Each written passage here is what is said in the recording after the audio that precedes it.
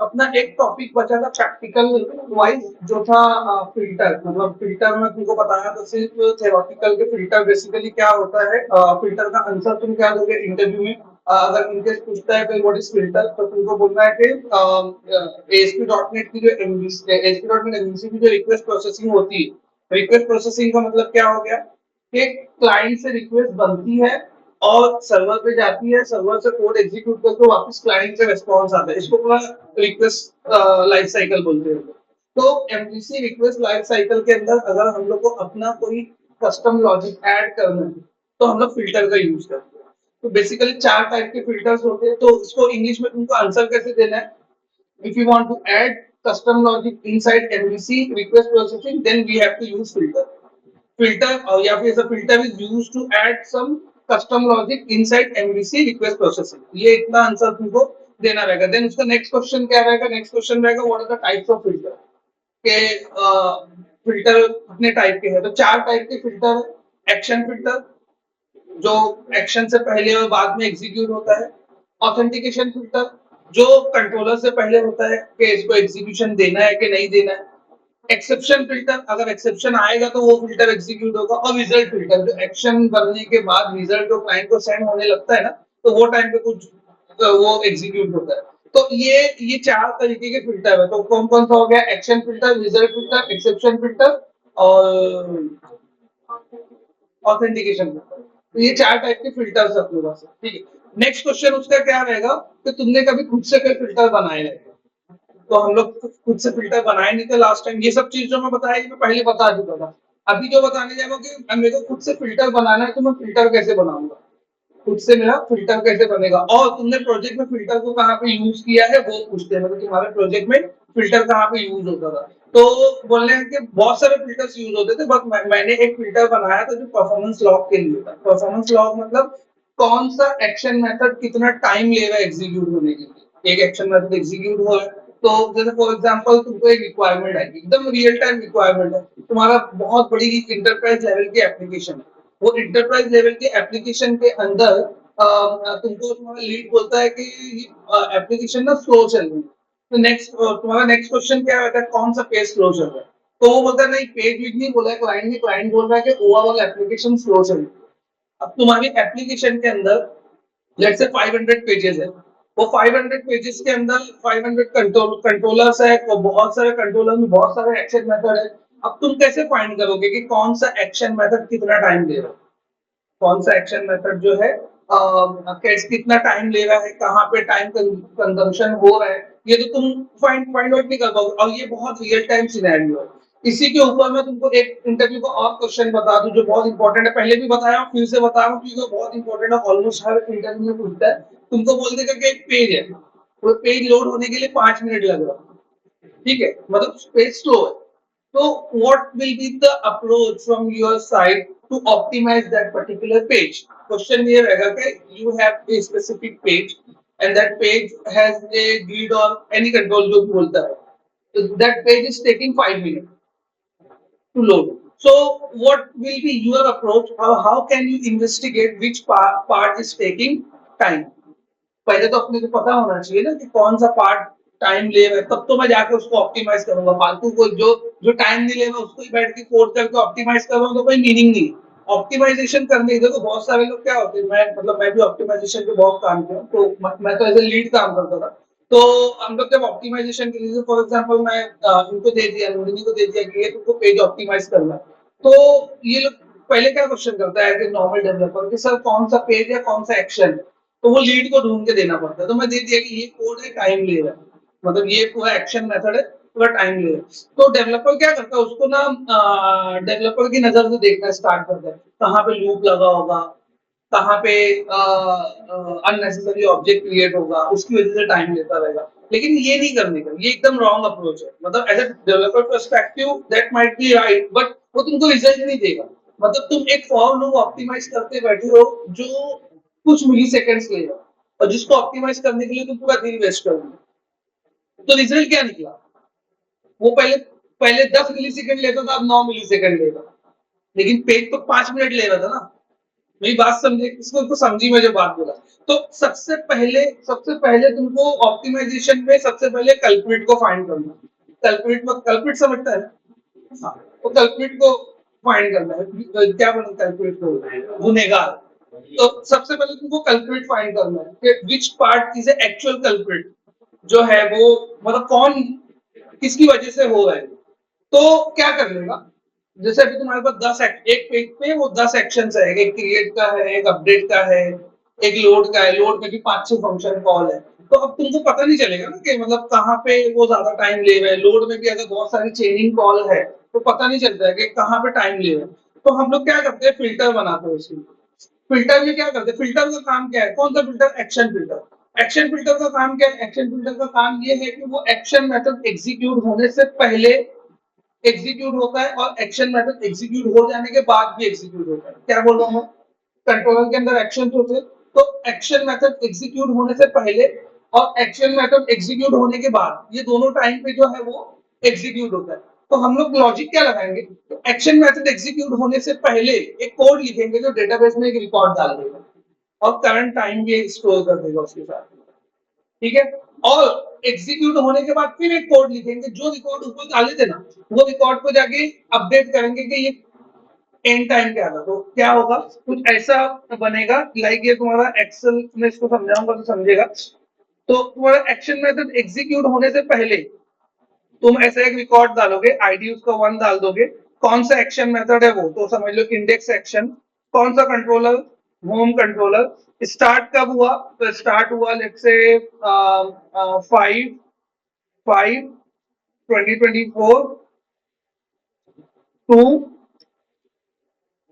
13/00, ये time start हुआ। ठीक है, ये टाइम स्टार्ट हुआ एग्जीक्यूट होना। उसके बाद वो एंड कहाँ पे, ये रिकॉर्ड डाल के तुम छोड़ दोगे। ये रिकॉर्ड कब डालोगे, ये रिकॉर्ड तुमको डालना रहेगा एक्शन के। देखो, दो एक्शन मेथड, एक्शन फिल्टर के अंदर दो इवेंट होता है, एक होता है ऑन एक्शन एग्जीक्यूटिंग, एक होता है ऑन एक्शन एग्जीक्यूटेड। ठीक है, तो ये बताया हूं मैं, ऐसा नहीं कोई नई चीज बता रहा हूँ, ये पहले ये दो इवेंट बता चुका हूँ। तो ऑन एक्शन, अब मैं तुमको सिर्फ प्रैक्टिकल सिनेरियो बता रहा हूँ कि तुमको इंटरव्यू में अगर इनकेस कभी पूछ लिया तो तुमने खुद से कभी फिल्टर बनाया है क्या, या फिल्टर का कोई कोड लिख के बताओ या बना के बताओ, तो वो टाइम पे तुम उसको कैसे टेक ओवर करोगे वो सिचुएशन को, वो मैं बता रहा हूँ। बाकी फिल्टर का जो बेसिक है, लाइक जो डायग्राम बताया था वो ऑलरेडी हुआ है। जो लोग रिकॉर्डिंग देखे होंगे उनको याद होगा, एक डायग्राम बताया था कि कौन सा फिल्टर कहाँ कहाँ पे एग्जीक्यूट होता है, वो बेसिक था। वो उतना जल्दी इसके लिए बता देता ताकि तुमको इंटरव्यू देने बैठो, अगर इनकेस पूछो व्हाट इज फिल्टर, तो एटलीस्ट तुम कुछ बोल सको। अब जो मैं चीज बता रहा हूँ ये प्रैक्टिकल सिनेरियो वाली चीज है, ये जो एकदम प्रैक्टिकल सिनेरियो में कहाँ पे फिल्टर तुम यूज किए हो वो तुम बता सकते हो। तो एक्शन, तो अपना ये कहाँ पे डालना है तुमको, ऑन एक्शन एग्जीक्यूटिंग, मतलब एग्जीक्यूटिंग और एग्जीक्यूटेड। एग्जीक्यूटिंग जो है वो एक्शन मेथड से पहले वाला है, एग्जीक्यूटेड जो है वो एक्शन मेथड के बाद वाला है। तो एग्जीक्यूटिंग डाल दिया मैंने और यहाँ पे आगे लिखा ऑन एक्शन एग्जीक्यूटेड। इसमें क्या करना है, यही वाले रिकॉर्ड में सिर्फ यहाँ पे क्या है समझो, ये है आईडी, ये है एक्शन नेम, ये है कंट्रोलर नेम, ये है अपना स्टार्ट डेट, और ये एंड डेट टाइम। ये कुछ तो ऐसी कहानी है इसकी।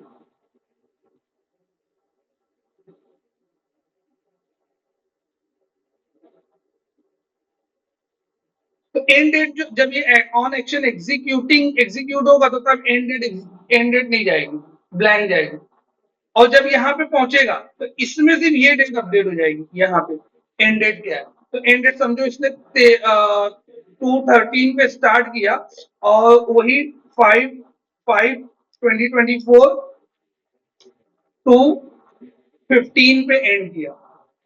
तो सिर्फ ये डेट अपडेट होगी। तो यहाँ पे जो इवेंट चलेगा, यहाँ पे जो इवेंट चलेगा वो कौन सा है, इसको मैं थोड़ा सा ऐसा कर दूंगा। यहाँ पे जो इवेंट चलेगा वो कौन सा है, इंसर्ट, और यहाँ पे जो इवेंट चलेगा वो कौन सा है, अपडेट। ये हम लोग फिल्टर में करेंगे। ठीक है।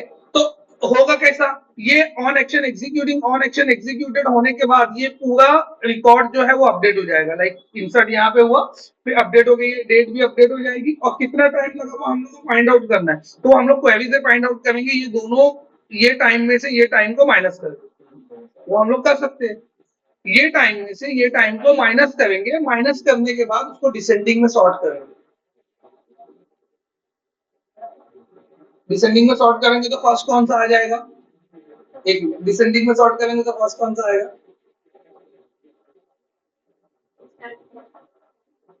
डिसेंडिंग में सॉर्ट करेंगे तो फर्स्ट रिकॉर्ड कौन सा आएगा,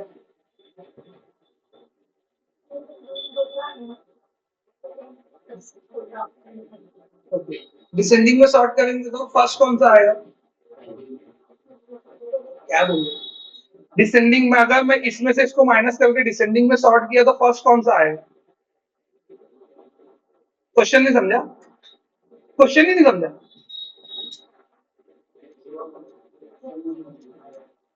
यहाँ पे ड्यूरेशन में एक कॉलम बनाऊंगा, इसमें मैं क्या करूंगा, एंड टाइम में से स्टार्ट टाइम को माइनस करूंगा, बराबर, ये क्या है, एंड टाइम क्या है 215, स्टार्ट टाइम क्या है 13, तो क्या आएगा 2, बराबर, तो पूरा डेटाबेस ऐसे जब भरा रहेगा ना, वहां पे मैं क्या करूंगा, सब में माइनस करूंगा, तो ये पूरा कॉलम बनेगा ड्यूरेशन।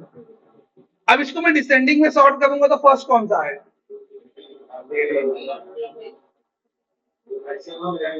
अपडेट डेटा,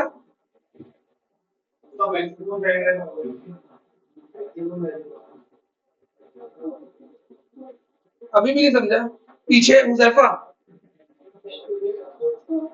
किसको किसको क्वेश्चन ही नहीं समझा, मतलब ये क्या बोलना चाहता है ये आदमी, वही नहीं समझा, किसको किसको वो भी नहीं समझा, हुजैफा नहीं समझा,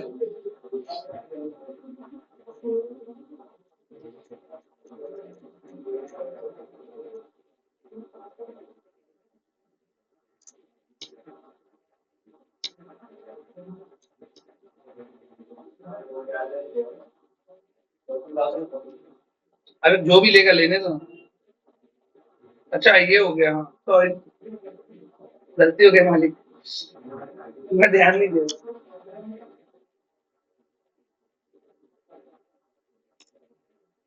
ठीक, तो ऐसा कुछ तो नंबर आएगा, अब ये ऐसा एक है ना, ये एक से लेके समझ लो 1000 रिकॉर्ड है मेरे पास, ठीक है, अब ये 1000 रिकॉर्ड में सब में अलग अलग टाइम है, सब में अलग अलग टाइम है, तो अब मैं इसमें से इसको माइनस किया तो ड्यूरेशन कैलकुलेट हुआ, और ड्यूरेशन को डिसेंडिंग में सॉर्ट किया तो फर्स्ट रिकॉर्ड कौन सा आएगा, ये मेरा क्वेश्चन है,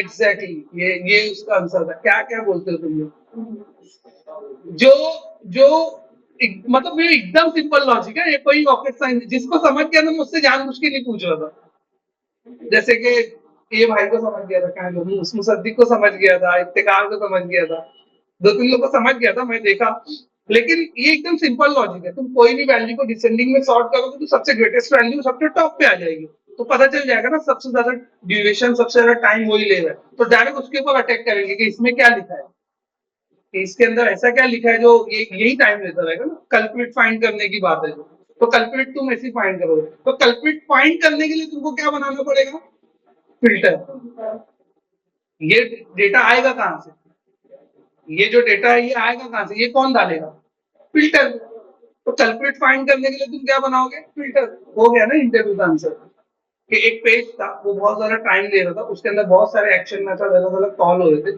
तो हम लोग ने क्या किया, वो पर्टिकुलर कंट्रोलर के ऊपर एक फिल्टर असाइन किया, एक्शन फिल्टर, जिसके ऑन एक्शन एग्जीक्यूटिंग में हम लोग एक टाइम रिकॉर्ड करते थे, और ऑन एक्शन एग्जीक्यूटेड में एक टाइम रिकॉर्ड करते थे, फिर वो टाइम को हम लोग माइनस करते थे, माइनस करके ड्यूरेशन निकालते थे, तो इससे हम लोग को मालूम पड़ा कि कौन सा एक्शन मेथड एक्चुअली टाइम ले रहा है, फिर हम लोग वो एक्शन मेथड के कोड को चेक करते थे, ये हो गई अप्रोच। अब वो जो क्वेश्चन में दिया था तुमको, लाइक एक पेज है तो 5 मिनट लेगा, तो what will be your approach to optimise it, the first, मतलब इन जनरल अप्रोच, इंटरव्यू में आंसर देने के लिए बता रहा हूँ, ये आंसर कब देना है, जब फिल्टर से रिलेटेड पूछेगा कि तुमने फिल्टर को कहाँ पे प्रोजेक्ट में यूज किया है, तब तुम बोलोगे, ठीक है, और अगर इन जनरल पूछेगा, लाइक एक पेज है, वो टाइम ले रहा है, तुम कैसे फाइंड करोगे कि कहाँ पे ऑप्टिमाइजेशन करना है? तो सबसे पहला जो एक्शन पॉइंट रहेगा वो यूआई लेवल पे रहेगा कि यूआई लेवल पे तुम क्या करोगे, चेक करोगे कि वो कहाँ पे टाइम ले रहा है। यूआई लेवल पे चेक कैसे करते हैं हम लोग? यूआई लेवल पे चेक करने के लिए अभी naukri.com ओपन किया था ना,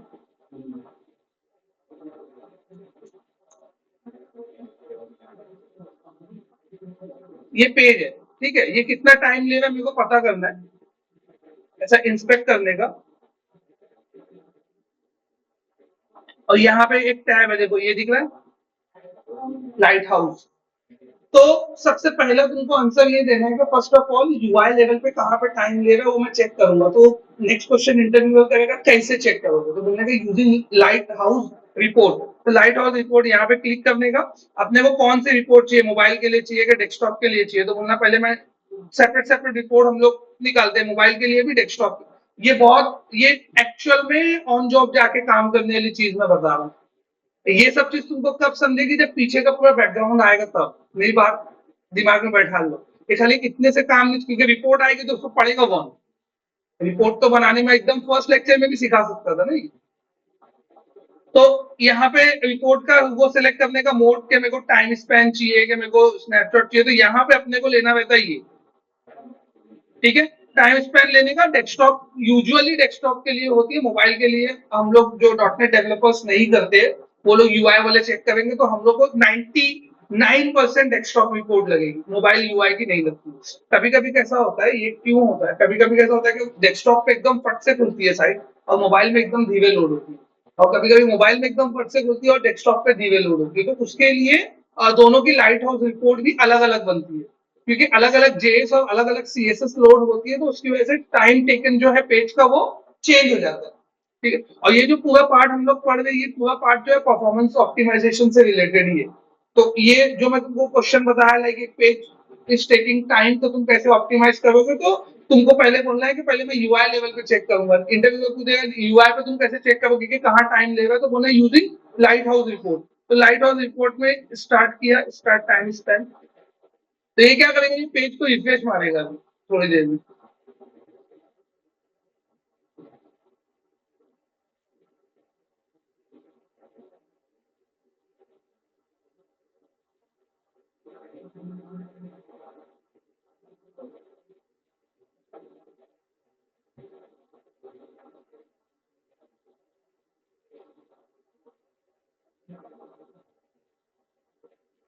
एक मिनट, कुछ गलत ले लिएगा।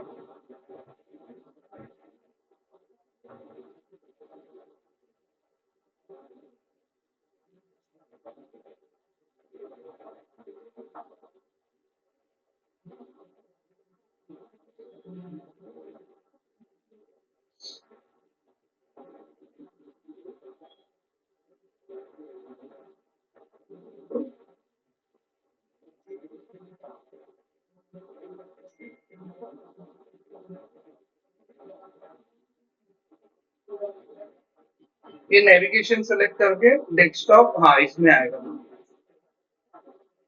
एक्सेसिबिलिटी छोड़ दो, बेस्ट प्रैक्टिस छोड़ दो, एसईओ,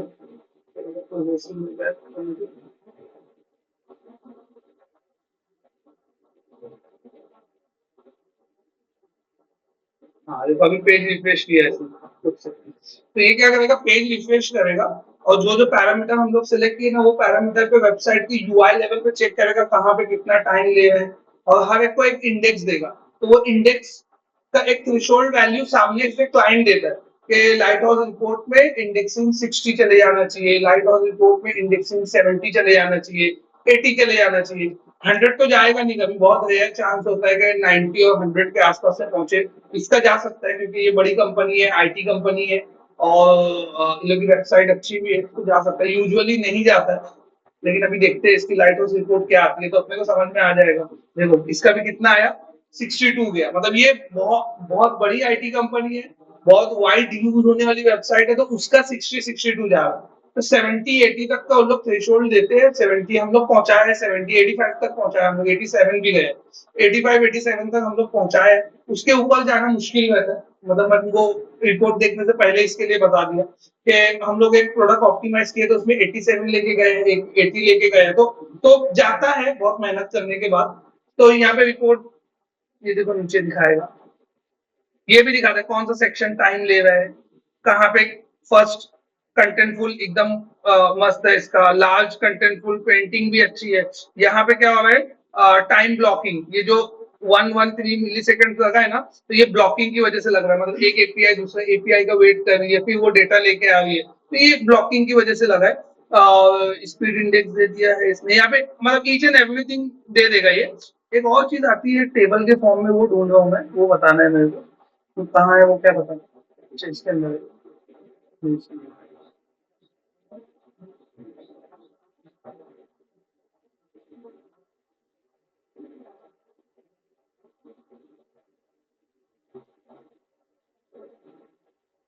हाँ ये आया देखो नीचे, नीचे दिख रहा है क्या ये?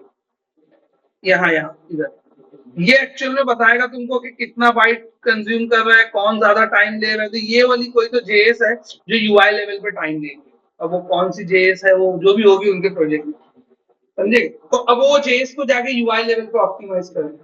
और अपने को अगर यहाँ पे कोई एपीआई ब्लॉकिंग नहीं दिखा तो यूआई में कुछ नहीं। तो लाइट हाउस को आंसर तुमको क्या देना है, फर्स्ट ऑफ ऑल मैं यूआई लेवल पे चेक करूंगा। यूआई लेवल पे मैं क्या चेक करूंगा, यूआई लेवल पे मैं चेक करूंगा कि कौन सा यूआई रिसोर्स जो है वो टाइम लेगा। तो यूआई रिसोर्स में क्या क्या आता है, यूआई रिसोर्स में कोई इमेज होगी, कोई जावास्क्रिप्ट होगी, कोई सीएसएस होगी, ठीक है, यही टाइम लेता है। और कोई कोई टाइम लेता नहीं यूआई लेवल पे। या तो कोई एपीआई होगा। एपीआई क्या करता है, एपीआई एक यूआरएल होता है जो बैकएंड से डेटा यूआई में लेके आता है। एपीआई एक यूआरएल होता है, जैसे जावास्क्रिप्ट का एक यूआरएल होता है, ये एक यूआरएल है ना, ये जो तुमको सामने दिख रही है ऐसा। तो ऐसा एक अभी आएगा वेब एपीआई अपने टॉपिक में, तो वो वेब एपीआई वही एपीआई है, लेकिन वो आगे समझेगा। अभी के लिए ये बोल सकते हो कि वेब एपीआई जो है यूआरएल होता है जो बैकएंड मतलब डेटाबेस से डेटा यूआई में लेके आता है। तो कोई एपीआई या तो ब्लॉकिंग रहेगा, या तो कोई इमेज ब्लॉकिंग होगा। इमेज कोई डेवलपर ने एकदम 20 एमबी का इमेज डाल दिया रहेगा पेज पे, उसको ऑप्टिमाइज नहीं किया, तो 20 एमबी का इमेज लोड होने तो टाइम ही लगेगा ना। तो कोई इमेज हो सकता है, कोई जावास्क्रिप्ट हो सकती है, कोई सीएसएस हो सकती है, या तो कोई एपीआई हो सकता है। ये चार चीज हो सकती है। अगर कोई इमेज हुआ तो हम लोग सीधा कंटेंट टीम को दे देंगे कि ये कंटेंट रॉन्ग है, इसकी वजह से पेज लोड हो रहा है। अगर कोई सीएसएस हुआ, हम लोग यूआई वाले टीम को हैंड ओवर कर देंगे कि ये सीएसएस लोड होने के लिए टाइम लग रहा है, इसका सीडीएन वगैरह चेक करो। कोई जावास्क्रिप्ट हुआ, अगर अपने हिस्से में है जावास्क्रिप्ट का काम करना, तो हम लोग खुद ऑप्टिमाइज करने के लिए बैठेंगे वो जावास्क्रिप्ट को। और अगर अपने हिस्से में नहीं है, कोई यूआई डेवलपर की टीम, देखो एक होता है यूआई डिजाइनर, एक होता है यूआई डेवलपर। तो कोई यूआई डेवलपर की टीम है तो उसको हैंड ओवर कर देंगे हम लोग के, that you have to taken care of this, ये बोल के उसको हम लोग दे देंगे। और अगर कोई एपीआई हुआ तब अपनी बारी आएगी। तो कोई एपीआई टाइम देता रहेगा तो वो एपीआई के यूआरएल में जाके हम लोग उसका कोड देखेंगे, तो यूआई से मामला कहाँ आ जाएगा, बैकएंड में आ जाएगा। क्लियर है?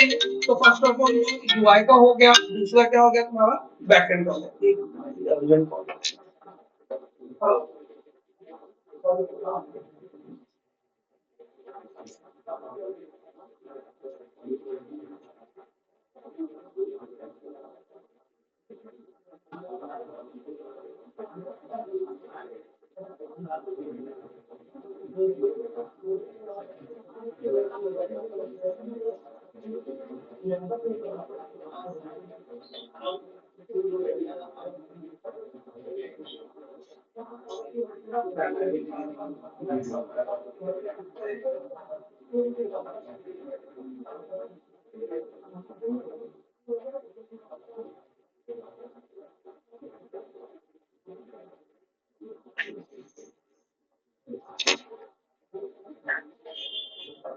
तो अगर एपीआई मिलता है तो एपीआई मिलेगा तो वो यूआई से बैकएंड में चला जाएगा मामला। अब फिर वो एपीआई के कोड को इन्वेस्टिगेट करो। तो तुमको इंटरव्यू में आंसर यही देना है कि first of all I check the UI perspective thing. तो बोलेगा कैसे, using light report in I'll find anything in the report, so I will investigate on that particular part. If any image JS or CSS is taking time, so I will hand over this particular thing to UI team if any API is taking time, then I will investigate to that backend API.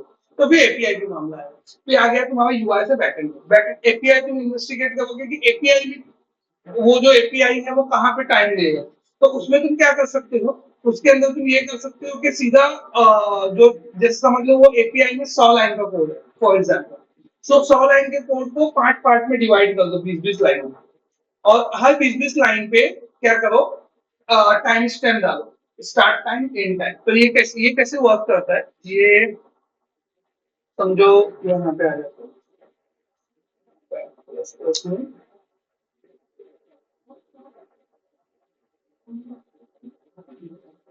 समझो ये तुम्हारा 100 line का code है,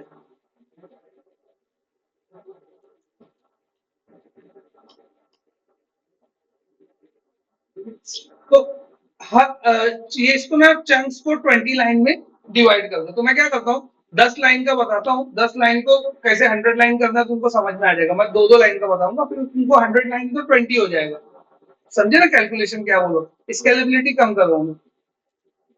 6 7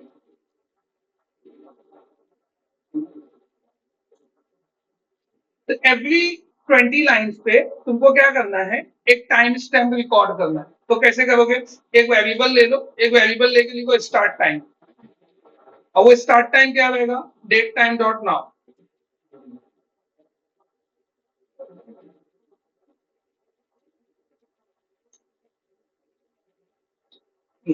तो ये start time क्या करेगा, ये लेवल पे यहाँ पे स्टार्ट टाइम रिकॉर्ड कर लेगा, स्टोर करके रख लेगा, यहाँ पे टाइम कब था।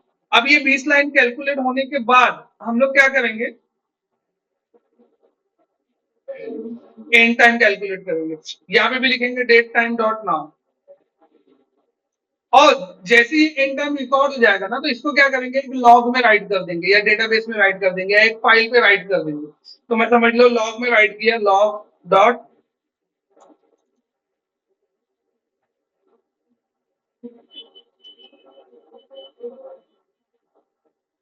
अब ये चंक जो है ना, ये 20 लाइन का चंक है, इसको मैं दे देता हूँ C1 नाम, ऐसा मेरे समझने के लिए।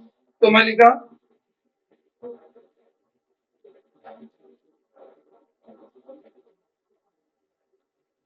और एंड टाइम में से स्टार्ट टाइम को माइनस करूंगा,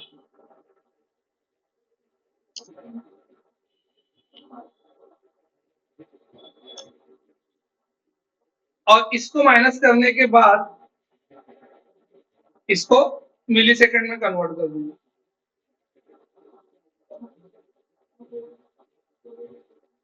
कि कितना मिली सेकेंड आ रहा है, यहाँ पे ये लॉक कर देगा। तो ऐसे मतलब ये एग्जैक्ट कोड नहीं है, मैं तुमको सिर्फ सीडो कोड बता रहा हूँ इसका, कि ऐसा कुछ तो रहेगा।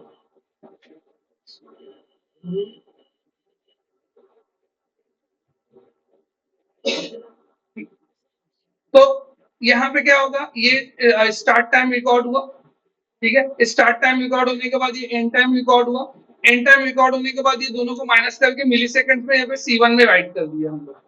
फिर सेम हम लोग यहाँ पे अगेन ये स्टार्ट टाइम वेरिएबल को इनिशियलाइज करेंगे वापस से सेम तरीके से। इसके लिए स्टॉप वॉच करके एक क्लास है, वो भी यूज कर सकते हैं, मतलब मैं वो इसके लिए नहीं बता रहा हूँ क्योंकि तुम लोग को लगेगा ये क्या नया कोड आ गया, काम वही होता है सब मिला के, ठीक है। तो मैं स्टॉप वॉच यूज ना, स्टॉप वॉच करके एक क्लास यूज होती है, डायग्नोस्टिक की क्लास है इसकी डॉटनेट की, stop watch dot start, stop watch dot end, stop watch dot 2 millisecond. तो अपने में सब माइनस विनस नहीं करना पड़ता है उसके केस में, तो उससे भी कर सकते हो। तो तुम लोग चैट जीपीटी में डालोगे ना, तो तुमको मिल जाएगी वो क्लास, स्टॉप वॉच नाम की क्लास, उसको ऑब्जेक्ट बनाने का, फिर स्टॉप उसके ऑब्जेक्ट से स्टार्ट डॉट स्टार्ट कॉल करोगे तो टाइमर स्टार्ट हो जाएगा, एंड करोगे तो टाइमर एंड हो जाएगा, एंड करने के बाद स्टॉप वॉच डॉट तो है टाइम स्पैन, इलैप्स टाइम, ऐसा करोगे elapse time in millisecond, direct तुमको मिली सेकेंड में टाइम मिल जाएगा, तो माइनस मिनस करने की जरूरत नहीं पड़ती, फिर टाइमर रिसेट करके फिर वैल्यू ले सकते हो। तो अब यहाँ पे स्टार्ट टाइम वापस इनिशियलाइज किए, अब ये तुम्हारा 40 लाइन हो गई, 40 लाइन में वापस ये लाइन, ये कोड जो है फिर से यहाँ पे कॉपी करके पेस्ट करोगे, फिर से इनिशियलाइज करने की जरूरत नहीं है, ऊपर इनिशियलाइज हो गया, ठीक है। तो यहाँ वापस एंड टाइम सेट किए और इसको दे दिए चंक्स 2। अब ये ऐसे तुमने पूरा C1 C2 C3 up to C10 तक डाल दिया, और फिर उसके बाद एपीआई को हिट कर दो, पेज को रिफ्रेश करो, तो वो क्या करेगा, ये 20 लाइन में कितना टाइम लिया, तो ये 20 लाइन में समझ लो लिया इसने 1 सेकंड, C2 में इसने लिया समझ लो 2 सेकंड, C3 में कुछ मिली सेकंड, और अचानक से C5 में तुमको दिख रहा है 3 मिनट ले लिया, तो तुमको समझ में आ गया ना कि ये 20 लाइन में कुछ तो गड़बड़ है।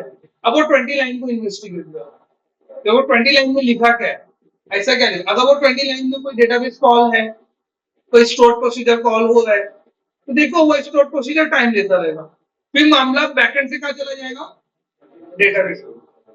मेरी बात समझी, तो ये एक्चुअल में रूट कॉज फाइंड करने का वे है, तुम ये तरीके से फाइंड करोगे तो कोई भी पेज कितना भी टाइम ले रहा है तुम ये तरीके से हमेशा पता कर सकते हो, रिगार्डलेस ऑफ एनी टेक्नोलॉजी, चाहे वो सी शार्प में रहने दो, चाहे वो रिएक्ट में रहने दो, चाहे वो एंगुलर में रहने दो, किसी में भी रहने दो। ये जो मैं तुमको चीज बता रहा हूँ ये कोई डॉटनेट से रिलेटेड चीज नहीं है, तुम्हारा वेबफॉर्म का प्रोजेक्ट भी रहेगा ना तो उसमें भी तुम ये चीज कर सकते हो, वेबफॉर्म के प्रोजेक्ट में लाइट हाउस रिपोर्ट निकाल लो, पता चल जाएगा कौन सा टाइम लेगा, वेबफॉर्म में रिसोर्स का पेज का नाम दिखा देगा कि ये पेज में जाके टाइम लेगा, ये एपीआई वेब मेथड बोलते हैं उसमें उसको, ये वेब मेथड में टाइम लेगा, वो वेब मेथड के अंदर चलेगा, वो वेब मेथड के अंदर जाने के बाद वहां पे कोड देख लो, वहां पे यही करना है काम तुमको, वेब फॉर्म में भी तो सी शार्प रहेगा, वहां पे भी stop watch timer date time dot now वहां भी वर्क करेगा, वो निकाल लो।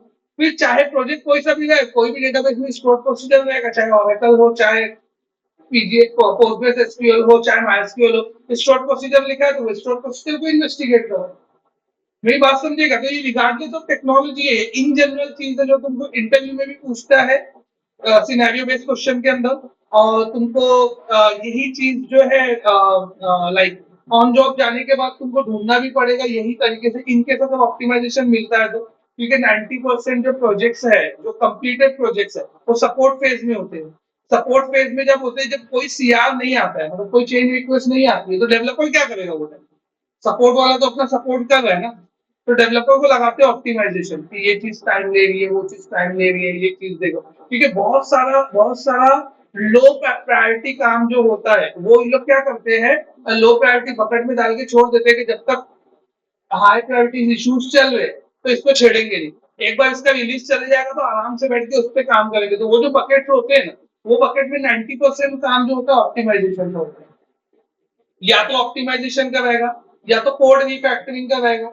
या तो कोई मॉड्यूल तोड़ के वापस बनाने का रहेगा, मतलब वो चल रहा है, अभी क्लाइंट कुछ नहीं बोल रहा है लेकिन अपने को दिख गया कि ये 100 दिन में बंद हो जाएगा, मेरी बात समझी, तो उसको लो प्रायोरिटी में डाल देते हैं फॉर 100 डेज, अब वो लो प्रायोरिटी में डाल के वापस उसको पिक करते हैं, लेके आते हैं, जैसे फॉर एग्जांपल अभी एकदम रिसेंट सिनेरियो बताता हूँ, मतलब मैं अभी ई कॉमर्स पे काम कर रहा हूँ, तो ई कॉमर्स पे हम लोग का एक जितना भी बंदा परचेज करेगा ना प्रोडक्ट, तो उसको लॉयल्टी पॉइंट्स मिलता है, तो उन लोग का एक डैशबोर्ड है HMI लॉयल्टी रिवॉर्ड्स करके ऐसा नाम होता है, तो वो लॉयल्टी रिवॉर्ड्स का जो डैशबोर्ड है ना, वो लॉयल्टी रिवॉर्ड्स के डैशबोर्ड में जो पॉइंट्स जो कैलकुलेट, जैसे तुमने 100 रुपीज का परचेज किया तो तुमको 10 पॉइंट मिलता है, अब तुमने परचेज किया लेट से 1000 रुपीज का, तो तुमको 100 पॉइंट मिलना चाहिए, तो तुमने क्या कर दिया, वो 100 पॉइंट कब मिलता है, जब वो ऑर्डर डिलीवर हो जाता है, उसका रिटर्न पीरियड खत्म हो जाता है, तो फिर वो ऐड हो जाता है, लेकिन अभी का क्या हुआ था, रिटर्न पीरियड खत्म होने से पहले है ना वो पॉइंट ऐड हो रहा था, तो वो एक्चुअल में इशू इधर साइड से नहीं था, एक्चुअल में इशू जो एपीआई कॉल करते थे ना उधर साइड से था, क्योंकि वहीं से लाके पॉइंट करके दिखा देते थे, अब वो थर्ड पार्टी कंपनी थी लॉयल्टी वाली, वो चेक करती थी कि लॉयल्टी रिवॉर्ड कब क्रिएट होगा कब नहीं क्रिएट होगा, और ऑल ई कॉमर्स में ऐसे ही होता है, इवन अमेजोन के अंदर भी अभी वही है, तुम आईसीआईसीआई बैंक का कोई क्रेडिट कार्ड यूज करता रहेगा तो उन लोग का भी देखोगे, तो उन लोग का भी रिवॉर्ड्स का जो पूरा थर्ड पार्टी देखते, तो ये रिवॉर्ड्स का काम है ना हमेशा थर्ड पार्टी को दे देते, तो ऑल ई कॉमर्स के अंदर वही होता है, इवन फ्लिपकार्ट में भी वही है, अमेजोन में भी, जितना मैं देखा हूँ फ्लिपकार्ट में भी वही है, अमेजोन में भी वही है, ये लोग थर्ड पार्टी कॉल करके रिवॉर्ड लेके आते हैं, तो अभी उसमें आ गया था इशू, तो वो कस्टमर को नहीं दिखा था ना, तो उसको लो प्रायोरिटी बकेट में डाल दिया, जब तक कस्टमर को दिखेगा नहीं, यानी जब तक कोई रेज नहीं करेगा तब तक का वो हाई प्रायोरिटी नहीं बनेगा, तो लो प्रायोरिटी, अब स्प्रिंट खत्म हो गई, अभी कुछ काम नहीं है, तो वो फिर कोई डेवलपर को वो काम असाइन कर देते, तो ऑप्टिमाइजेशन हो गया, रिफैक्टरिंग हो गया, कोई मॉड्यूल तोड़ के वापस बना रहे हैं, वो भी रिफैक्टरिंग के अंदर ही आता है, तो ये सब काम जो लो प्रायोरिटी बकेट के अंदर हमेशा पड़े रहते हैं डेवलपर के, तो जब कोई काम नहीं रहता तो ये काम असाइन लीड को करना चाहिए, अगर किया तो अच्छी बात है, नहीं किया तो और अच्छी बात है। आराम करते हैं डेवलपर लोग, कुछ भी नहीं करते थे उस टाइम पे। तो ये समझा बैकएंड का, यूआई का समझा, लाइट हाउस रिपोर्ट। बैकएंड में आ गए तो हम लोग यहाँ पे सी शार्प पे हम लोग इन्वेस्टिगेट करेंगे। अब समझो ये जो चंक 2 है ना, ये चंक 2 के अंदर 20 लाइन, ये 20 लाइन के कोड में जो है एक एक एक फंक्शन कॉल हुआ है, वो फंक्शन टाइम ले रहा है, वो फंक्शन लेट्स से 2 मिनट्स ले रहा है। तो अब वो फंक्शन के कोड में जाके मैं सेम काम करूंगा। मेरी बात समझ में? कोई फंक्शन कॉल हुआ है, वो फंक्शन में भी 100 लाइन का कोड है। ऐसे ही रहता है प्रोजेक्ट में, तुम लोग कभी देखोगे तो तुमको समझेगा। तो फंक्शन में 100-150 लाइन का कोड है, फिर वो फंक्शन में जाके मैं यही काम करूंगा। जहां बड़ा ज्यादा लाइन दिखेगी वहां पे चंक्स में डिवाइड करके चेक करूंगा। देखो ये मैं तुमको एकदम गधा मजदूरी वाला काम बता रहा हूँ, लेकिन एक स्मार्ट थिंकिंग भी होती है। कोड पढ़ा, देखा यहाँ हो सकता है, यहाँ डाल दो, यहाँ हो सकता है, यहाँ डाल दो। ये भी एक तरीका होता है, जैसा मैं करता हूँ। मतलब मैं हर एक लाइन को नहीं, मेरे को मालूम है, मैं लाइन देख के समझ जाता हूँ कि इसमें क्या टाइम लेगा, इसमें क्या टाइम लेगा, इसमें क्या टाइम लेगा। हाँ, इसमें ले सकता है, इधर डाल दो। इसमें नहीं लेगा, इसमें देगा, इधर पे डाल दो। लेकिन ये मैं तुमको, ये मैं हर एक बंदा, मतलब एक एकदम दम स्टूडेंट भी रहेगा ना, उसको भी अगर इन्वेस्टिगेट करने देंगे तो वो कर ले। इसके लिए मैं ये अप्रोच बता रहा हूँ। तो ये मत सोचना अरे यार मैं तो बहुत स्मार्ट हूँ, मैं तो ऐसा कर लेता हूँ, सर तो बोल रहे चंक पूरा 20 चंक बनाने की जरूरत क्या है। आई एग्री, कोई जरूरत नहीं है, लेकिन जिसको नहीं पता है वो क्या करेगा?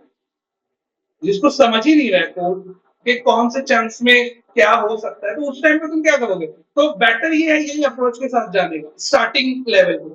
फिर 2-3 बार तुम जब चंक्स क्रिएट करोगे ना, तो तुमको समझ जाएगा कि हाँ ये चंक्स में पहले ऐसे टाइप के कोड में पहले कुछ इशू नहीं आया था, तो अभी भी नहीं आएगा। मतलब that knowledge will be added by your experience. तुमको एक्सपीरियंस से समझ में आने लगेगा क्या ये टाइप का कोड में पहले चंक्स में डाला था, कुछ नहीं आया था, तो अभी भी नहीं आएगा, तो तुम चंक डालोगे ही नहीं वहां, उसको ऐड ही नहीं करोगे। मेरी बात समझी क्या मैं क्या बोल? लेकिन स्टार्टिंग लेवल पे एटलीस्ट यही अप्रोच यूज करो, यही अप्रोच के थ्रू जाओ, तो तुमको ज्यादा बेस्ट रहेगा। और इनकेस अगर पूछता है इंटरव्यू में तब भी यही बोलोगे, तो अब तुम बोलोगे कि कहीं पे ये कॉल रहेगा, कहीं पे लूप लिखा रहेगा, कहीं पे पैरेलल डॉट फॉर ईच रहेगा, तो फिर वो उस पर क्वेश्चन करेगा तुमसे। मेरी बात समझ? तुमने बोल दिया कि मैं चेक करूंगा कहीं पे पैरेलल डॉट फॉर ईच है क्या, कहीं पे 2-3 बार फॉर ईच लूप लिखा है क्या। बोलेगा अच्छा 2-3 बार फॉर ईच लूप लिखा है, तो ये बताओ ये टाइम लेता है क्या, 3 फॉर ईच लूप लिखेगा, 2 फॉर ईच लूप लिखा है, फिर वो पार्ट लगाना चालू करेगा अननेसेसरी। जितना तुम बोलोगे उतना वो बोलेगा। तो ये जो मैं बता रहा हूँ ना, इसमें डायरेक्ट तुम पास हो जाते हो कि हाँ, वो बोलेगा जो कोड रहेगा, जो कोड रहेगा वो, अब अगर उसके दिल में आया जो कोड में से कोई कोड देने का तो देगा, नहीं तो अदरवाइज वो डायरेक्ट वो आगे बढ़ जाएगा।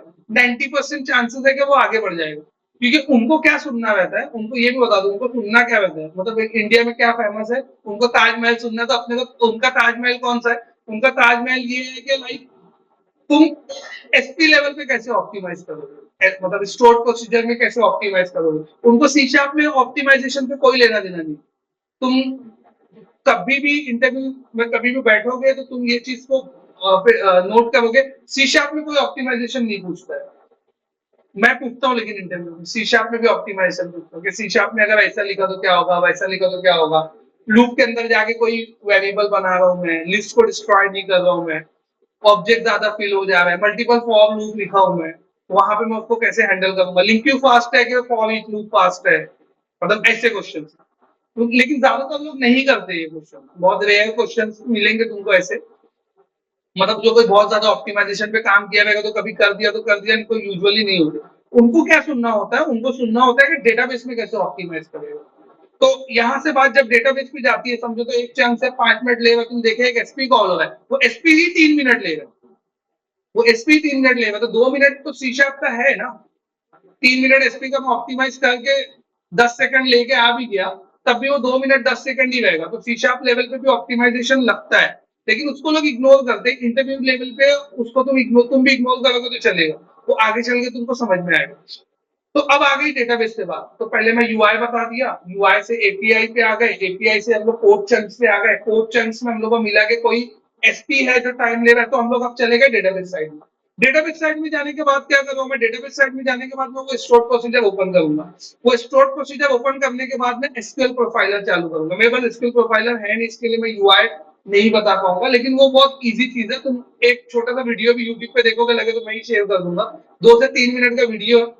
एसक्यूएल सर्वर का जैसा विंडो होता है ना, सेम विंडो रहेगा। एसक्यूएल प्रोफाइलर कहीं कहीं पे उसके अंदर इंटीग्रेटेड होता है, और कहीं कहीं पर अलग से एसक्यूएल प्रोफाइलर इंस्टॉल्ड होता है। प्रोफाइलर लिख के सर्च मारोगे तो दिख जाएगा, या मेनू में जाके एसक्यूएल प्रोफाइलर में जाओगे तो वहां पे दिख जाएगा। उस पर एक स्टार्ट बटन होती है, स्टार्ट बटन प्रेस करना है तुमको, और जैसे तुमको प्रोजेक्ट चलाना है या स्टोर प्रोसीजर एग्जीक्यूट करना है वो करना है, तो वो तुमको दिखा देगा तुम्हारे स्टोर प्रोसीजर का नाम। उस पर डबल क्लिक करोगे तो वो उसका एग्जीक्यूशन प्लान दिखाता है। तो तुमको इतना कुछ इंटरव्यू में बोलना नहीं है, तुमको सिर्फ इतना बोलना है कि I will find store procedure and check that store procedure in SQL profiler. वो तुमसे नहीं पूछेगा कैसे करोगे, कहाँ करोगे, वो सोचेगा एसक्यूएल प्रोफाइलर बोल तो इसको आता है। ठीक है, वो तुमको कंपनी में जाने के बाद पता चल जाएगा, या यूट्यूब की वीडियो से ही पता चल जाएगा कि एसक्यूएल प्रोफाइलर कैसे यूज करना है। कोई मुश्किल चीज नहीं है, एकदम सिंपल चीज है। एक बटन प्रेस करना है और रन करना है बस। मतलब एक प्ले बटन आती है ना गाना प्ले करने वाली, वैसे प्ले बटन रहती है, वो प्ले बटन पे क्लिक करना है, स्टार्ट आएगा, स्टार्ट करना है, स्टार्ट करने के बाद स्टोर प्रोसीजर को रन करना है। तो वो रन कर, और स्टोर प्रोसीजर कैसे रन करना है ये लास्ट टू लास्ट लेक्चर में बताया था। EXEC लिखना है, स्टोर प्रोसीजर का नेम लिखना है, विदाउट पैरामीटर विद पैरामीटर दोनों बता चुका हूँ। जो अपना टू टेबल क्वेड हुआ था, जिसमें डेटा ट्रांसफर करने की जॉब बताया था, उसके अंदर स्टोर प्रोसीजर भी बता दिया था कि ये स्टोर प्रोसीजर है। डिटेल में स्टोर प्रोसीजर का एसक्यूएल का लेक्चर रहेगा, तो उस टाइम पे एसक्यूएल के लेक्चर में एक आंसर लेंगे, कवर करेंगे। ठीक है, हाँ। अब आ गए हम लोग स्टोर प्रोसीजर पे। तो तुमको स्टोर प्रोसीजर में आंसर ये देना है कि अगर स्टोर प्रोसीजर में कुछ इशू आ रहा है, तो मैं एसक्यूएल प्रोफाइलर रन करूंगा। एसक्यूएल प्रोफाइलर रन करके वहां पे चेक करूंगा कि कौन सी क्वेरी टाइम ले रही है। ठीक है, तो जैसे ही मेरे को अब वो बोलेगा चलो ठीक है, तुमको एक क्वेरी मिल गई जो टाइम ले रही है 5 मिनट, अब क्या करोगे? मतलब तुमको तुमको ये तुम्हारा प्रोफाइलर से पता चल गया कि स्टोर प्रोसीजर में 20 क्वेरी लिखी है, सब फास्ट चल रही है, एक ले रही है पूरा 2 मिनट, मतलब पूरे टाइम वो ले लेगी।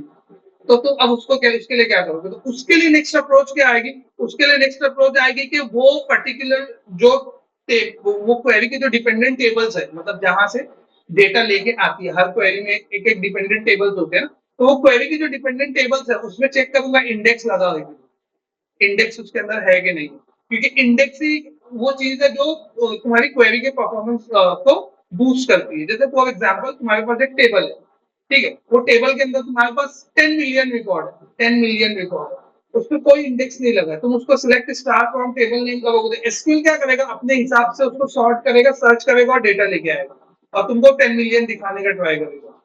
जिसके लिए हो सकता है वो 5 मिनट भी ले ले, 10 मिनट भी ले ले। मेरी बात समझ में? ठीक है, अब तुम क्या करते हो, सिलेक्ट स्टार फ्रॉम वही टेबल, 10 मिलियन वाला table, let's say customer table है, where ID is equal to 10 लिख रहे हो। अब आईडी इज इक्वल टू 10 तुम लिख रहे हो, भले से वो आईडी 10 वाला एक ही कस्टमर आने वाला है, रिजल्ट जो एक, लेकिन उसको सर्च तो 10 मिलियन में करना है, तो टाइम ज्यादा लेगा वो।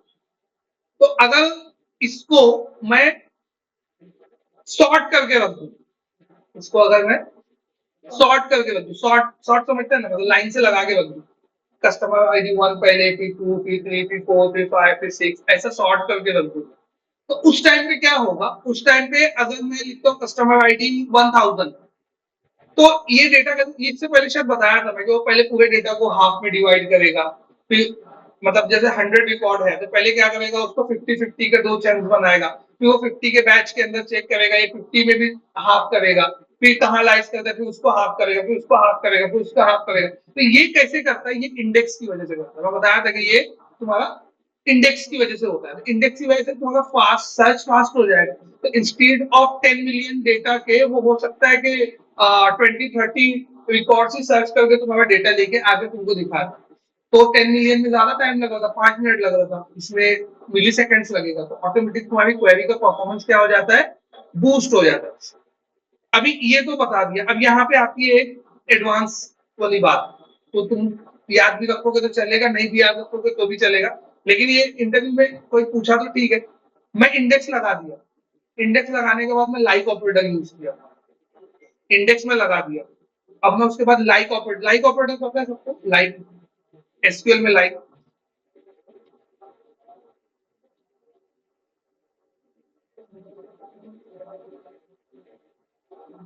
ये अभी मेरे को रिसेंटली पता चली जो मैं तुमको बात बताने आया। अगर इंडेक्स तुम लगा दिए और उसके ऊपर तुम case case sensitive like use करते हो तो इंडेक्स काम नहीं करता, वो वापिस उतना ही टाइम लेगा, 5 मिनट 10 मिनट लेगा। क्योंकि अभी रिसेंट में एक इशू आया हम लोगों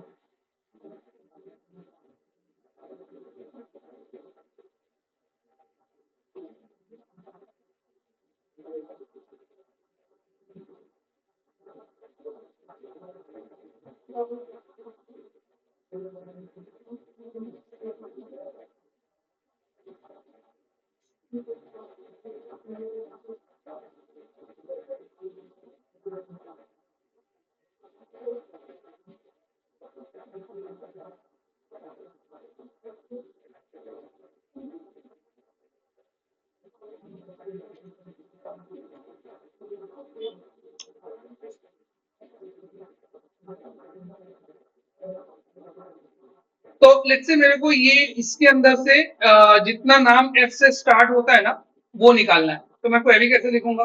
select star from backup where name like, ठीक है। उसके बाद अगर एफ से स्टार्ट होने वाला मेरे को करना है तो मैं लिखूंगा एफ परसेंट। तो ये क्या हो गया? एफ ले लेगा, उसके बाद ये परसेंट का मतलब हो गया जीरो और मैनी कैरेक्टर और एनी कैरेक्टर। तो यहाँ पे कुछ भी आने दो, जीरो कैरेक्टर मतलब जो एफ रहेगा ना वो भी ले लेगा। तो इसका मतलब क्या होता है? जीरो और मैनी कैरेक्टर और एनी कैरेक्टर्स। अगर मैं ऐसे लिखा एफ, तो अभी क्या करेगा? इससे पहले कुछ भी ले लेगा, ये एफ से एंड होने वाली चीज लेके आएगा। जो भी नेम एफ से एंड होगा वो लाके देगा। और अगर मैं ऐसा लिखा तो अब ये क्या करेगा कि पूरे नेम में कहीं पे भी एफ आएगा तो वो उसको इंक्लूड कर लेगा, ठीक है। और अगर मैं ऐसा लिखा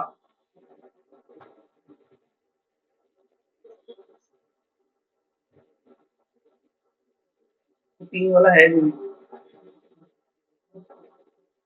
अगर मैं ऐसा लिखा तो इसका मतलब क्या आएगा? वो इसका मतलब क्या होता है? वन कैरेक्टर और एनी कैरेक्टर, मतलब एनी कोई तो एक कैरेक्टर वहां पे रहेगा, यहाँ पे भी कोई एक कैरेक्टर रहेगा, लेकिन इसके बीच में ए होना चाहिए। जैसे राज, तो राज करके कोई नाम रहेगा तो वो इसमें आ जाएगा। तीन कैरेक्टर हो, मिडिल में ए हो, आजू बाजू कोई भी कैरेक्टर हो, राम इसके अंदर आ जाएगा, क्योंकि बीच में ए होना चाहिए, आजू बाजू कोई भी एक कैरेक्टर होना चाहिए। तो ये हो गया लाइक सिंगल कैरेक्टर का। तो यूजुअली ये यूज भी होता है, सबसे ज्यादा ये दो यूज होता है, एक्चुअली ये तीनों ही यूज होता है। तो अगर मैं तुमको बोला एफ से स्टार्ट होने वाला तो तुम क्या लिखोगे? यार, और अगर मैं बोला कि ए पे एंड होने वाले, तो ए पे एंड होने वाला, ए पे एंड होने वाला कोई है ही नहीं, एन पे एंड होने वाला अगर देना है मेरे को तो ये,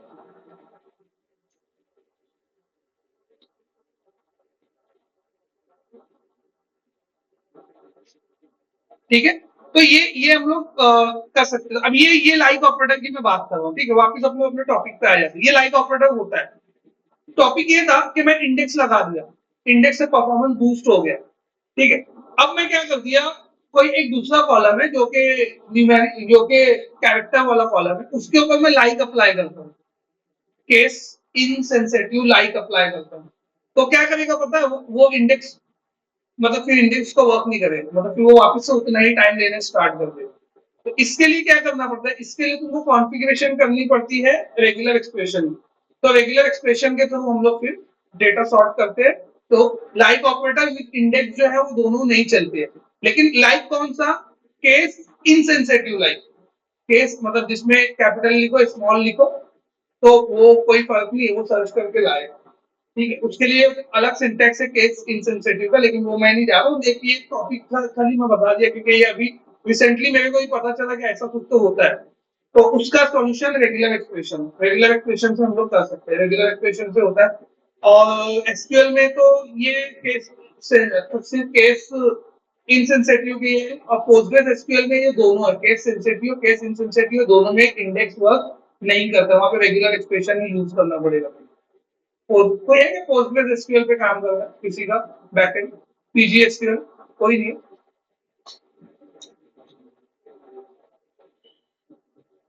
तो ये जो पूरा सिनेरियो मैं तुमको बताया, ये क्या था अपना फिल्टर का, ये था लाइक फिल्टर मैं कहाँ पे यूज करूंगा, कैसे यूज करूंगा। तो अब हम लोग क्या करते हैं, क्विकली एक फिल्टर क्रिएट करके देख लेते हैं। तो फिल्टर बेसिकली क्रिएट कैसे कर, जो मैं सिनेरियो बताया वही हम लोग करने वाले हैं। ठीक है, तो यहाँ पे आते हैं हम लोग। तो मेरे को क्या करना पड़ेगा, एक मॉडल लेना पड़ेगा। पहले तो ये टेबल चाहिए ना मेरे को, डेटाबेस में एक टेबल लगेगा जिसमें action, controller, start date, end date, ये टाइम जाना चाहिए। तो ये जाने के लिए मेरे को एक मॉडल लेना पड़ेगा। तो मैं यहाँ पे आके पहले मॉडल बना लिया यही वाले प्रोजेक्ट के अंदर। इसको मैं सेट एज स्टार्टअप कर देता हूँ, सेट एज स्टार्टअप। यहाँ पे आके मैंने मॉडल बनाया, ऐड, ऐड में जाके यहाँ पे क्लास, क्लास में जाके इधर पे परफॉर्मेंस लॉग, ये नाम का टेबल बना दिया। परफॉर्मेंस लॉग करके टेबल बना दिया। परफॉर्मेंस लॉग टेबल के अंदर क्या क्या रहेगा, पहले तो एक आईडी रहेगा, आईडी के बाद यहाँ पे क्या रहेगा, अच्छा दिख नहीं रहेगा, हाँ अच्छा, क्या था, action name, controller name, start end end. तो मैं यहाँ पे ले लिया string action name,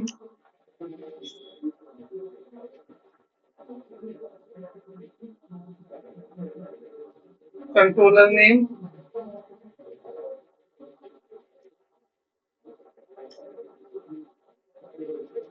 start date,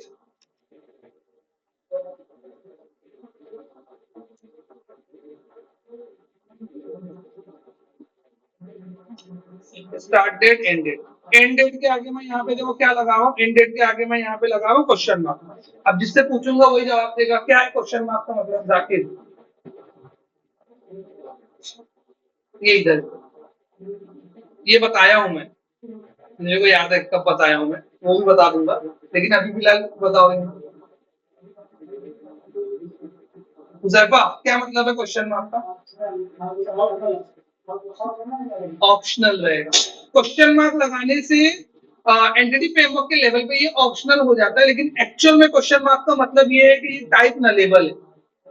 मतलब कोई भी प्रीमिटिव टाइप, देखो ये इंटरव्यू का क्वेश्चन बता रहा हूँ कि how can I store null value in primitive type. एकदम सिंपल क्वेश्चन है, how can I store null value in primitive type. Primitive type मतलब कौन सा, इंटीजर हो गया, कैरेक्टर हो गया, फ्लोट हो गया, डेसिमल हो गया, डबल हो गया, this all are primitive type.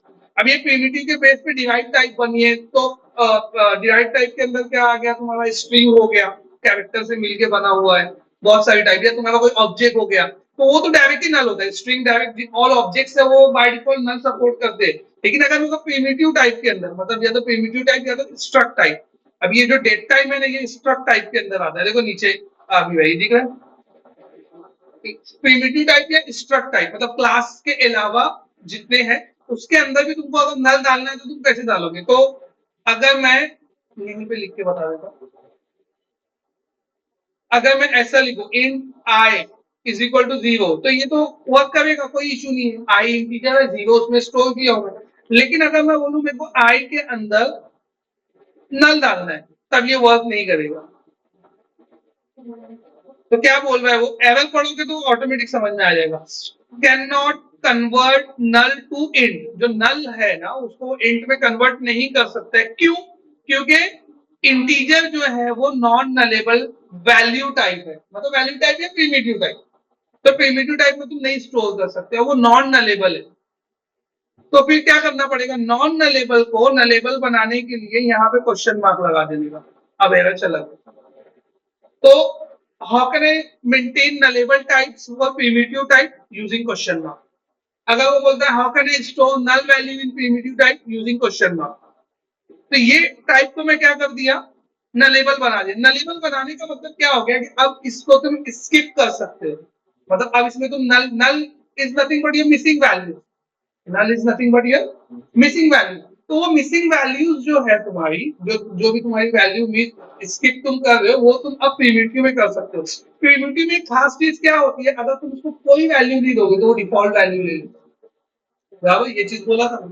तो जैसे मैं डेट छोड़ दिया तो वो डिफॉल्ट डेट ले लेगा। कुछ भी वो 1111 करके एक डेट है ना डिफॉल्ट डेट डॉक्यूमेंट में, जो लोग प्रैक्टिस किए होंगे उन लोगों को, उनको ध्यान होगा कि डिफॉल्ट डेट आती है डॉटनेट के अंदर जो 1 1 1 मतलब डे में 1, मंथ में 1, ईयर में भी 1 लिखा होता है कहीं। अब वो 2001 कंसिडर होगा कि 1901 कंसिडर होगा कि 001 कंसिडर होगा, वो सिस्टम डिपेंडेंट रहता है। तो लेकिन उसमें 111 आ जाता है लिखा हुआ।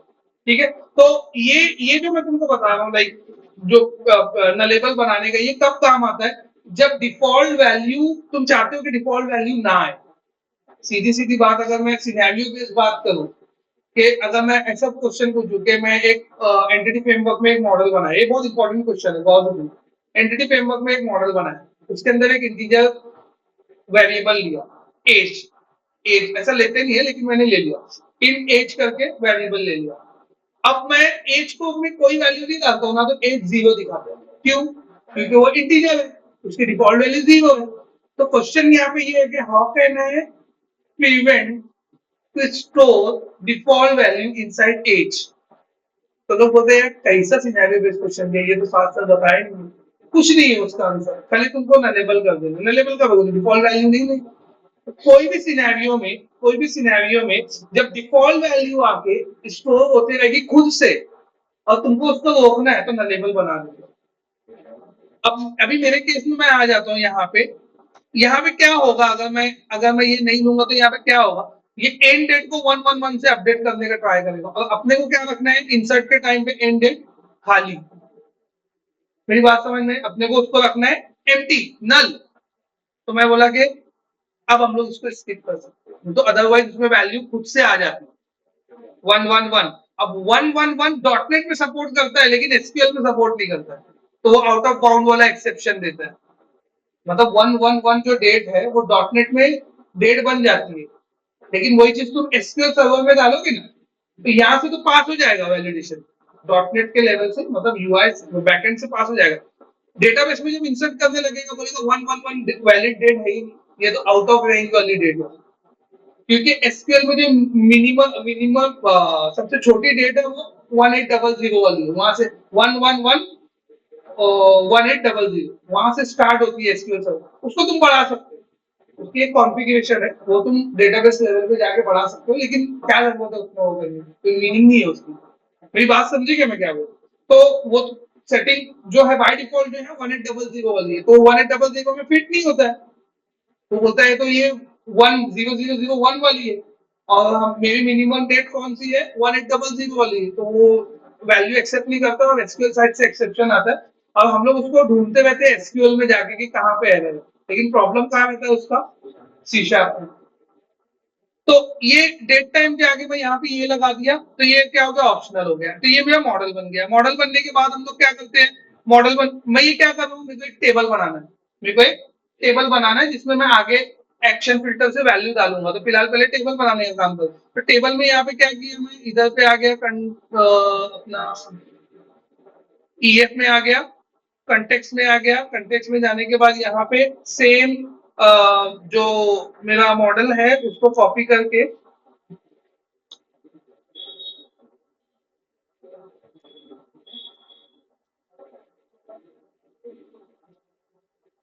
ठीक है, ठीक है। तो ये कंटेक्स्ट में ये ऐड हो गया परफॉर्मेंस लॉग। सब में एस लगाए, एम्प्लॉइज, डिपार्टमेंट, प्रोजेक्ट्स, तो इसमें डाल दिया परफॉर्मेंस। तो इसको एक जो है ना, इसको मेंटेन करके चलने का, जो भी तुम्हारे प्रोजेक्ट में रहेगा। कभी कभी एस वाला नहीं रहता है, कभी कभी रहता है। जैसा भी तुम जो प्रोजेक्ट में तुमको दिखेगा उसको वो कन्वेंशन मेंटेन करो, ऑलवेज मेंटेन करो। तो आगे चल के खुद ही तुम ही कंफ्यूज हो जाओगे कहाँ पे क्या लिखा हूं मैं। परफॉर्मेंस लॉग, ठीक है। अब यहाँ पे एक इंटरव्यू का क्वेश्चन आता है कि लेट्स से मेरे को जो है शारिक चार्जर, यहाँ पे ना एक क्वेश्चन आता है इसका इंटरव्यू का। क्वेश्चन यहाँ पे ये है कि लेट्स से मेरे को मॉडल का नेम लेना है परफॉर्मेंस लॉग, बट मेरे को डेटाबेस में टेबल का नाम लेना है लॉग। अभी आम जिंदगी के हिसाब से क्या होगा, अगर मैं इसको माइग्रेशन मारूंगा तो परफॉर्मेंस लॉग नाम का टेबल बनेगा, बराबर। लेकिन मेरे को परफॉर्मेंस लॉग नाम का टेबल नहीं लेना, मेरे को डेटाबेस में टेबल का नाम क्या लेना है? लॉग। क्लाइंट ने बोला है कि लॉग नाम का एक टेबल क्रिएट करो और वहां पे वो चीज दिखनी चाहिए। अब मेरे को उसको बनाना है कोड फर्स्ट से। किसको किसको सिनेरियो समझा? किसको किसको समझा? लगता है उधर पर स्टडी कर रहा है मजबूत वाली। लगता है बंद हो गया क्या? लगता है उधर पर स्टडी कर रहा है एकदम। अब खाली बात बोले कॉल आने की देरी है, कॉल आने से इंटरव्यू की वाट लगा देगा। ये देखो, ये अपनी जॉब, वो जो जॉब बनाया था ना, वो चली, कुछ पॉपअप आगे गया दिखा रहेगा शायद। हाँ, अब वो फिर से डेटा ट्रांसफर कर दिया रहेगा, तो पहले उसने ट्रंकेट मारा रहेगा, ट्रंकेट मार के वापस से, तो ये सर्वर पे चलते रहती है, तो जो भी टाइम शेड्यूल करके रखोगे वो चल जाएगी। इनमें मैं लास्ट वीक बनाया, तो कितने बार चली होगी पता भी नहीं, क्योंकि उसमें रिकॉर्ड नहीं था, तो वही वही आ रहा था। अगर हम लोग वो ट्रंकेट का कोड डिलीट कर देंगे तो वो टेबल पूरा भर जाएगा एसक्यूएल का, लेकिन वही रिपीटेड वैल्यू आएगी 1 to 6, फिर 1 to 6, फिर 1 to 6, फिर 1 to 6, क्योंकि हम लोग वहां पे आईडी निकाल दिए, वो बैकअप का टेबल है इसकी। हाँ, तो मेरा क्वेश्चन ये था कि अभी अगर मैं ये मॉडल का नाम लिया, बराबर, ये मॉडल का नाम मैं लूंगा, तो वही टेबल का नाम भी बनेगा। क्लाइंट बोल रहा है मेरे को वो टेबल का नाम नहीं चाहिए, और मेरे को कोड फर्स्ट से ही वो चीज करना है, तो उसको मैं कैसे मेंटेन करूंगा? इसको पता है आंसर। एक, दो, पता है, इससे कहा तुमको, इधर तीन, क्या करूंगा इसके कारण?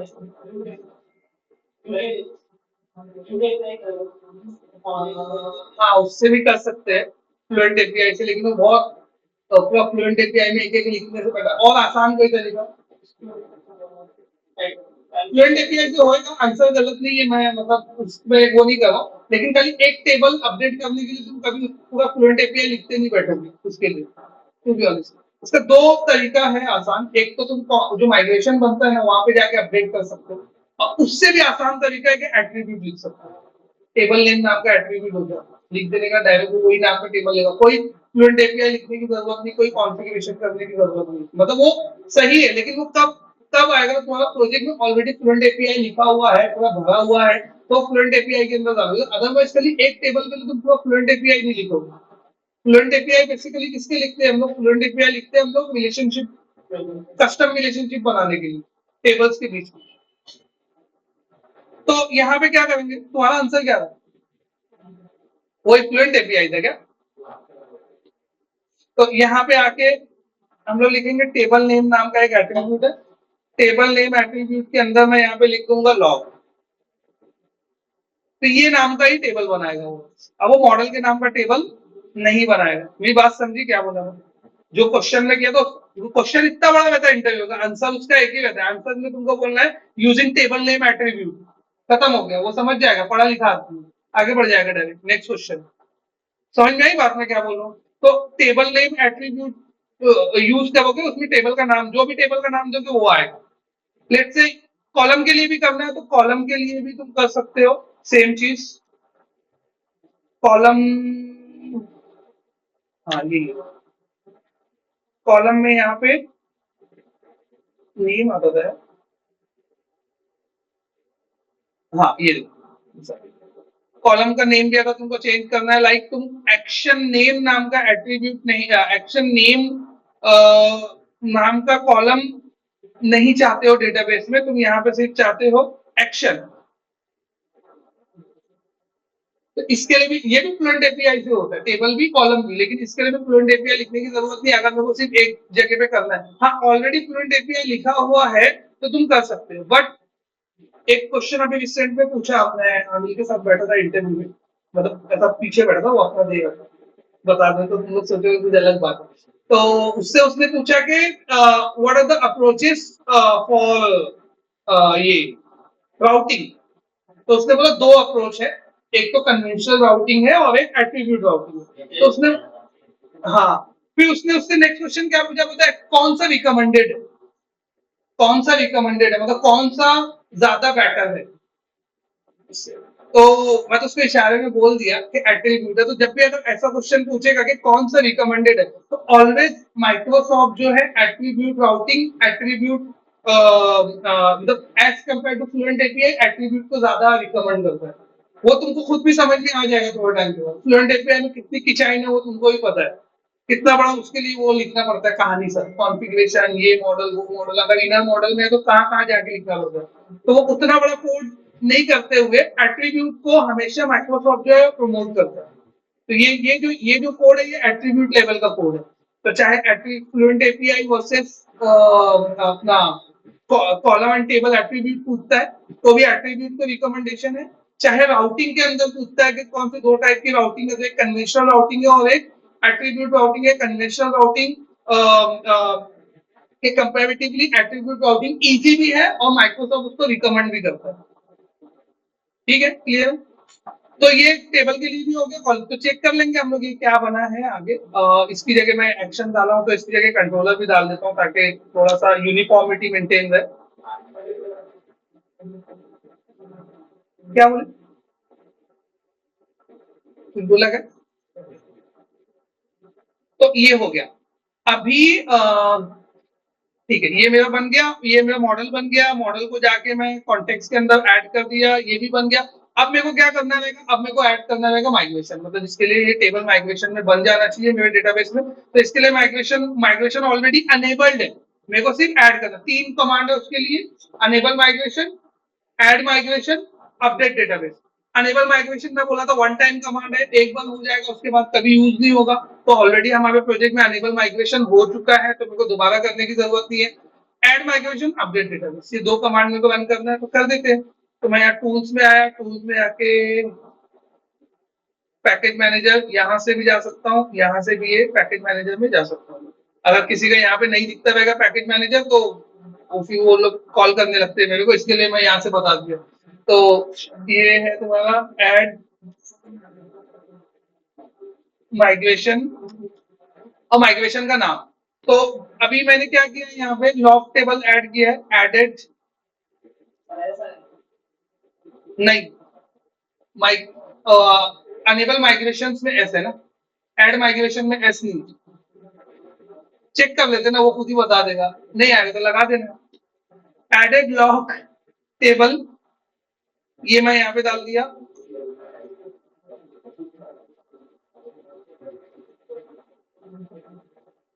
नहीं आएगा एस, चल गया ना? अरे यार शिट, देखो ये भी एक इशू है, जब तुम्हारा सॉल्यूशन के अंदर मल्टीपल प्रोजेक्ट्स रहेगा तो तुमको कौन सा प्रोजेक्ट सेलेक्ट करना है माइग्रेशन का कमांड रन करने के लिए। तो ऐसा नहीं याद रखने का रिपोजिटरी सेलेक्ट करूंगा, बिजनेस सेलेक्ट कर, ये नहीं। जो टेबल के अंदर तुम्हारा कॉन्टेक्स्ट, जो प्रोजेक्ट के अंदर तुम्हारा कॉन्टेक्स्ट रहेगा वो प्रोजेक्ट तुम सेलेक्ट करोगे। समझ लो उसमें 100 प्रोजेक्ट है, तो अब तुमको कौन से डेटाबेस पे माइग्रेशन मारना है, उसके लिए कॉन्टेक्स्ट कौन सा है और वो कॉन्टेक्स्ट कौन से प्रोजेक्ट में, वही प्रोजेक्ट तुम सेलेक्ट करो। कभी कभी बहुत कॉम्प्लिकेशन हो जाती है, जैसे अभी अभी हम लोग के प्रोजेक्ट की बात बताता हूँ। हम लोग के प्रोजेक्ट में 67 कुछ तो सॉल्यूशन में 67 प्रोजेक्ट्स है टोटल, और वो 67 प्रोजेक्ट में सब अलग अलग डेटाबेस वाले प्रोजेक्ट्स है। और हर कोई तो एडियो डॉट नेट का है, कोई डैपर का है और कोई एंटिटी फ्रेमवर्क का, एंटिटी फ्रेमवर्क कोड फर्स्ट वाला भी है। तो इसमें से 2 प्रोजेक्ट जो है वो एंटिटी फ्रेमवर्क कोड फर्स्ट वाले हैं। अब उसमें दोनों में अलग अलग डेटाबेस है, दोनों में अलग अलग कॉन्टेक्स्ट यूज होता है। तो तुमको जो जो डेटाबेस पे अपना टेबल ऐड करना है, जो डेटाबेस पे तुमको माइग्रेशन करना है, उसका कॉन्टेक्स्ट तुमको ढूंढना पड़ेगा। कैसे ढूंढोगे? मेरे को पता चल गया कि मेरा XYZ डेटाबेस, ठीक है। अब मेरे को ये पता करना है कि XYZ डेटाबेस तो का कॉन्टेक्स्ट कौन सा, उसमें 4 कॉन्टेक्स्ट है, कैसे मालूम पड़ेगा चारों में से मेरा वाला कौन सा है?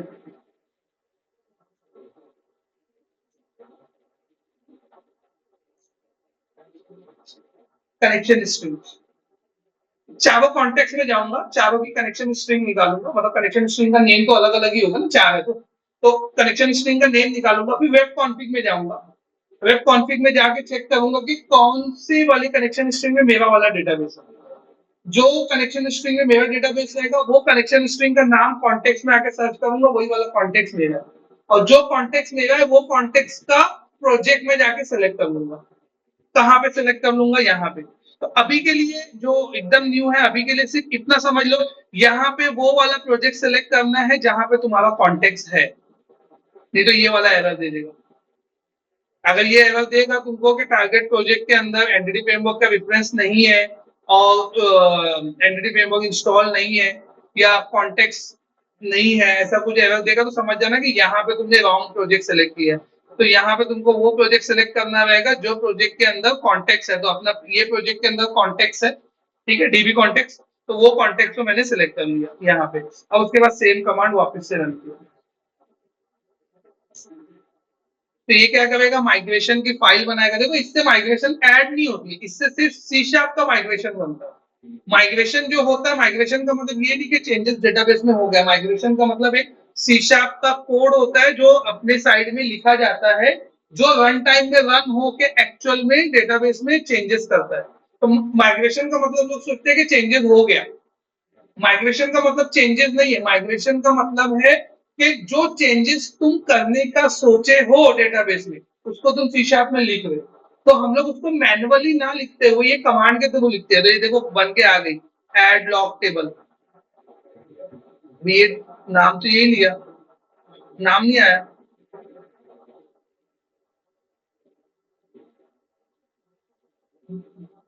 देखो एक्शन और कंट्रोलर अपडेट हुआ है, एक्शन और कंट्रोलर अपडेट हुआ है, लेकिन ये टेबल नहीं हुआ है। क्यों? कुछ मिस्टेक हो गई क्या?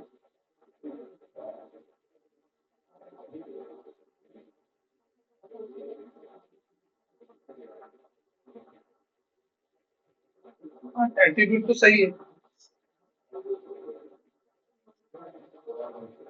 ठीक है, चेक करते हैं एक बार मार्क।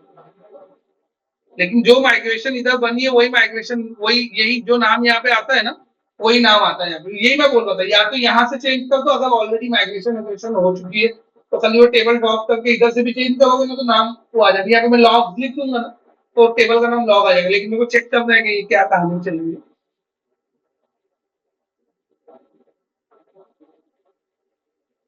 तो यहाँ पे आके मैं माइग्रेशन अपडेट डेटाबेस कर देता हूँ।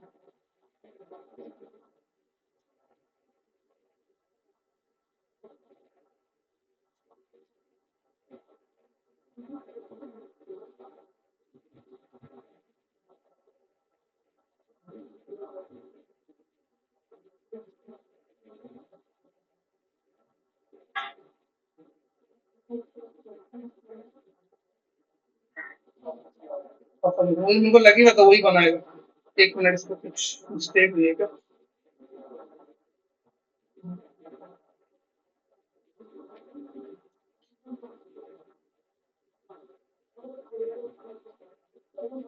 ये हुआ अपडेट।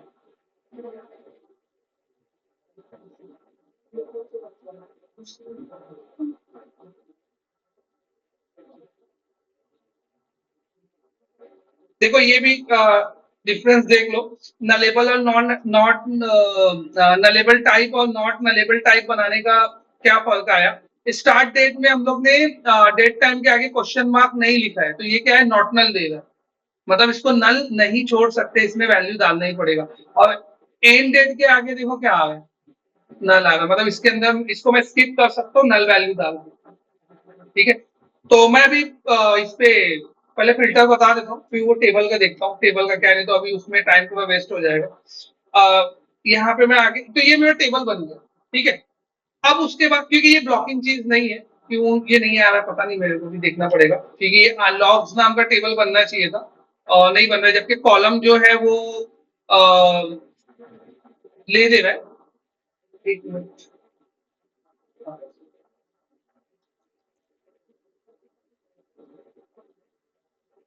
ये है,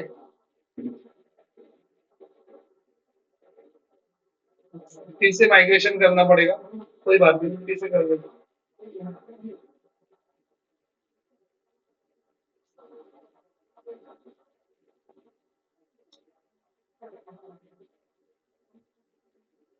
ये तुमको माइग्रेशन मार के भी समझ में आ जाएगा क्या कि मतलब ये क्या करने वाला है। वो उसको तो थोड़ा सा अच्छे से पढ़ोगे ना तो तुमको समझ में आ जाता है कि ये क्या करने वाला है।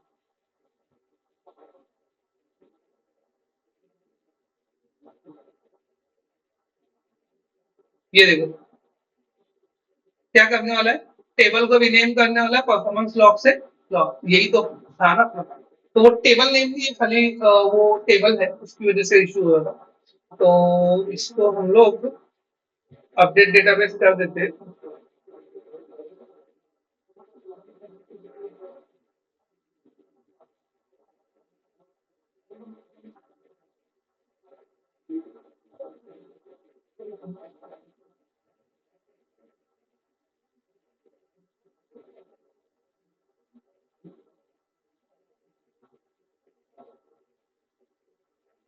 ये हो गया, ठीक है। तो अब आ जाते हैं हम लोग फिल्टर के ऊपर। तो मेरे को फिल्टर बनाना है, तो फिल्टर बनाने के लिए सबसे पहले मेरे को क्या करना पड़ेगा, देखो मेरे को जब कंट्रोलर बनाना था तब भी मैं एक क्लास लेता था। जब मेरे को लाइक क्या बोलते हैं मॉडल बनाना था तब भी मैं एक क्लास लेता था, ठीक है। तब मेरे को जब मेरे को एरिया डिफाइन करना है तो उसके लिए भी देखो मैं एक क्लास लेता था, वो यहाँ पे है, वो क्लास कहाँ पे है, कहीं पे तो थी, वो लास्ट टाइम बताया था। एरिया की एक क्लास बनती है जिसमें एरिया का नाम रहता है, वो इसके फॉल्ट से बनती है, शायद इसके अंदर है, हाँ देखो यहाँ। तो एरिया बनाने के लिए भी यहाँ पे एक क्लास लेते थे हम लोग। तो फिल्टर बनाने के लिए भी हम लोग को एक क्लास ही लेना पड़ेगा। तो मैं यहाँ पे आता हूँ, जो कॉमन फोल्डर नहीं है इसके अंदर, तो फिल्टर नाम का एक फोल्डर बना लेता हूँ। ऐड में गया, ऐड फिल्टर,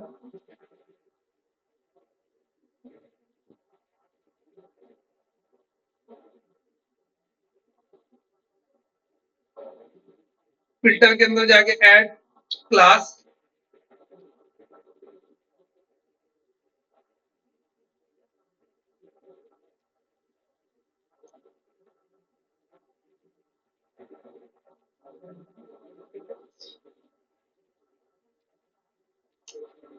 अब इसको मेरे को फिल्टर बनाना है, जैसे कंट्रोलर को कंट्रोलर बनाने के लिए कंट्रोलर से इनहेरिट कर रहे थे, एरिया के टाइम पे एरिया रजिस्ट्रेशन से इनहेरिट कर रहे हैं हम लोग, तो यहाँ पे हम लोग करेंगे एक्शन फिल्टर एट्रीब्यूट नाम की एक क्लास है, उससे इनहेरिट करूंगा, ठीक है। अब मेरे को याद नहीं है, मेरे को याद नहीं है कि इसमें कितने फंक्शन, मतलब on action executing, on action executed, on result executing, on result executed, ये 4 फंक्शन है, लेकिन मेरे को याद नहीं है कि कितने हैं। तो यहाँ पे आगे लिखने का ओवरराइड, ओवरराइड लिखने के बाद स्पेस मारोगे ना तो देखो लाइन से सब फंक्शन की लिस्टिंग आ जाती है, ठीक है। तो जो तुमको ओवरराइड करना है वो तुम ओवरराइड यहाँ पे कर सकते हो। इसमें एक और चीज बताता हूँ मैं, पहले इसको बता दूं यहाँ पर। तो मेरे को ऑन एक्शन एग्जीक्यूटिंग चाहिए, तो ऑन एक्शन एग्जीक्यूटिंग डाल दिया, और आगे फिर ओवरराइड लिखा, ऑन एक्शन एग्जीक्यूटेड भी चाहिए अपने को, ये वाला। तो ये दोनों फंक्शन को मैंने लिख लिया। अब मेरे को यहाँ पे क्या कोड करना है और यहाँ पे क्या कोड करना है वो चीज हम लोग देखेंगे। तो यहाँ पे मेरे को क्या करना है, रिकॉर्ड इंसर्ट करना है। कहाँ पे रिकॉर्ड इंसर्ट करना है, वो परफॉर्मेंस लॉग वाला जो टेबल है ना उसके अंदर रिकॉर्ड इंसर्ट करना है। तो यहाँ पे आया मैं, यहाँ पे आने के बाद यहाँ पे इसका कंस्ट्रक्टर बना लेते हैं हम लोग, और इसके अंदर एक प्राइवेट, कॉन्टेक्स्ट का नाम क्या है, एम्प्लॉय कॉन्टेक्स्ट,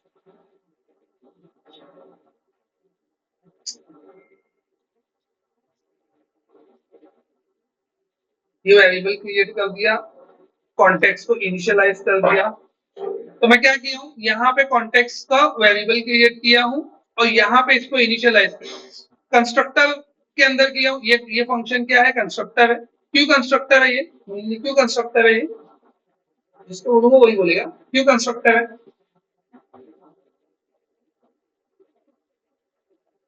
घुमा, क्यों कंस्ट्रक्टर है, एग्जैक्टली क्लास नेम के सेम वाला फंक्शन है जिसका रिटर्न टाइप नहीं है, दुनिया भर की स्पेशलिटी कंस्ट्रक्टर भी बता दिया मैं। तो देखो देखो वीडियो देखो, तो मैं बहुत बार बताया, ये एक बार नहीं बताया हूँ मैं, ये मैं बहुत बार बताया कंस्ट्रक्टर के बारे में। तो अब थोड़ा सा दिमाग हाजिर रखो।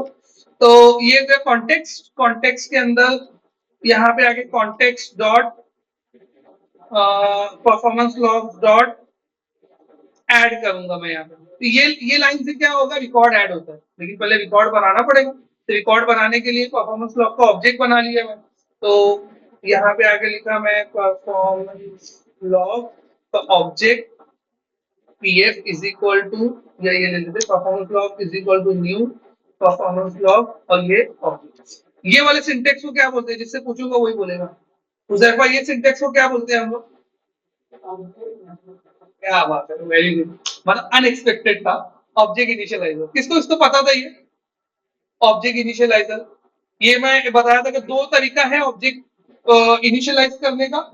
एक तो ये है कि तुम ऑब्जेक्ट बना लोगे, फिर ऑब्जेक्ट डॉट प्रॉपर्टी, लेकिन उसमें क्या होता है, तुमको याद रखना पड़ेगा कौन सी प्रॉपर्टी इनिशियलाइज हो रही है। और उसमें दो स्टेप में काम होता है, पहले ऑब्जेक्ट बनता है, फिर प्रॉपर्टी को वैल्यू सेट होती है।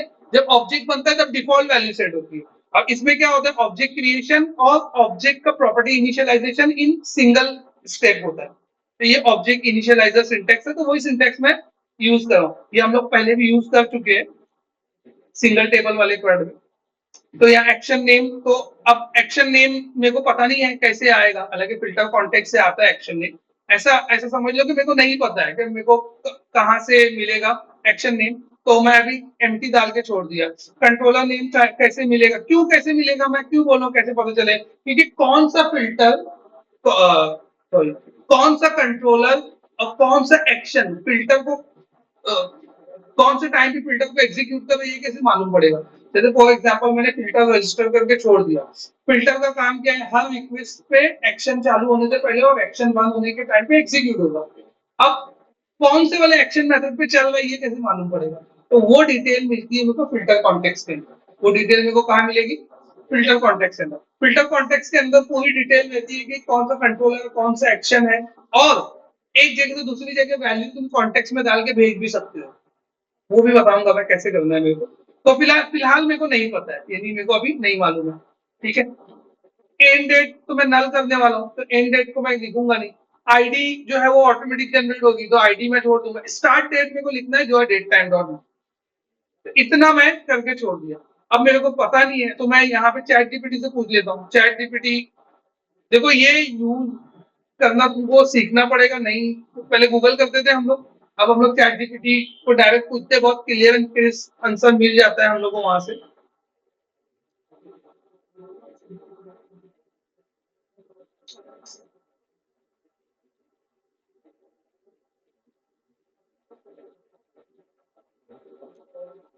एक लाइन का कोड है, फिल्टर कॉन्टेक्स्ट में से हम लोग उसको निकाल सकते हैं कि फिल्टर कॉन्टेक्स्ट में कौन सा कंट्रोलर एट्रीब्यूट फॉर्म में होता है वो डिक्शनरी में, तो वहां से निकल जाता है।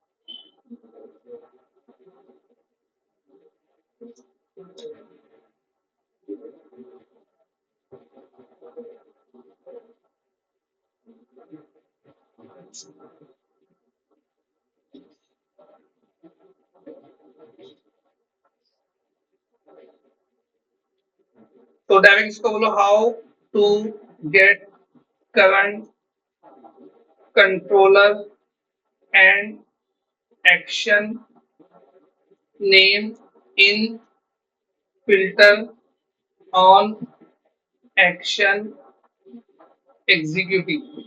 जितना डिटेल में लिखोगे उतना अच्छा है। हालांकि वो आधे में भी दे देता, ऐसा नहीं कि नहीं, लेकिन तुम जितना डिटेल में लिखोगे उतना अच्छा है। ये देखो, ये एक लाइन का कोड है। ये डिक्शनरी से कंट्रोलर निकल जाएगा, ये डिक्शनरी से एक्शन निकल जाएगा। एज इट इज उठा के इसको पेस्ट कर रहे हैं।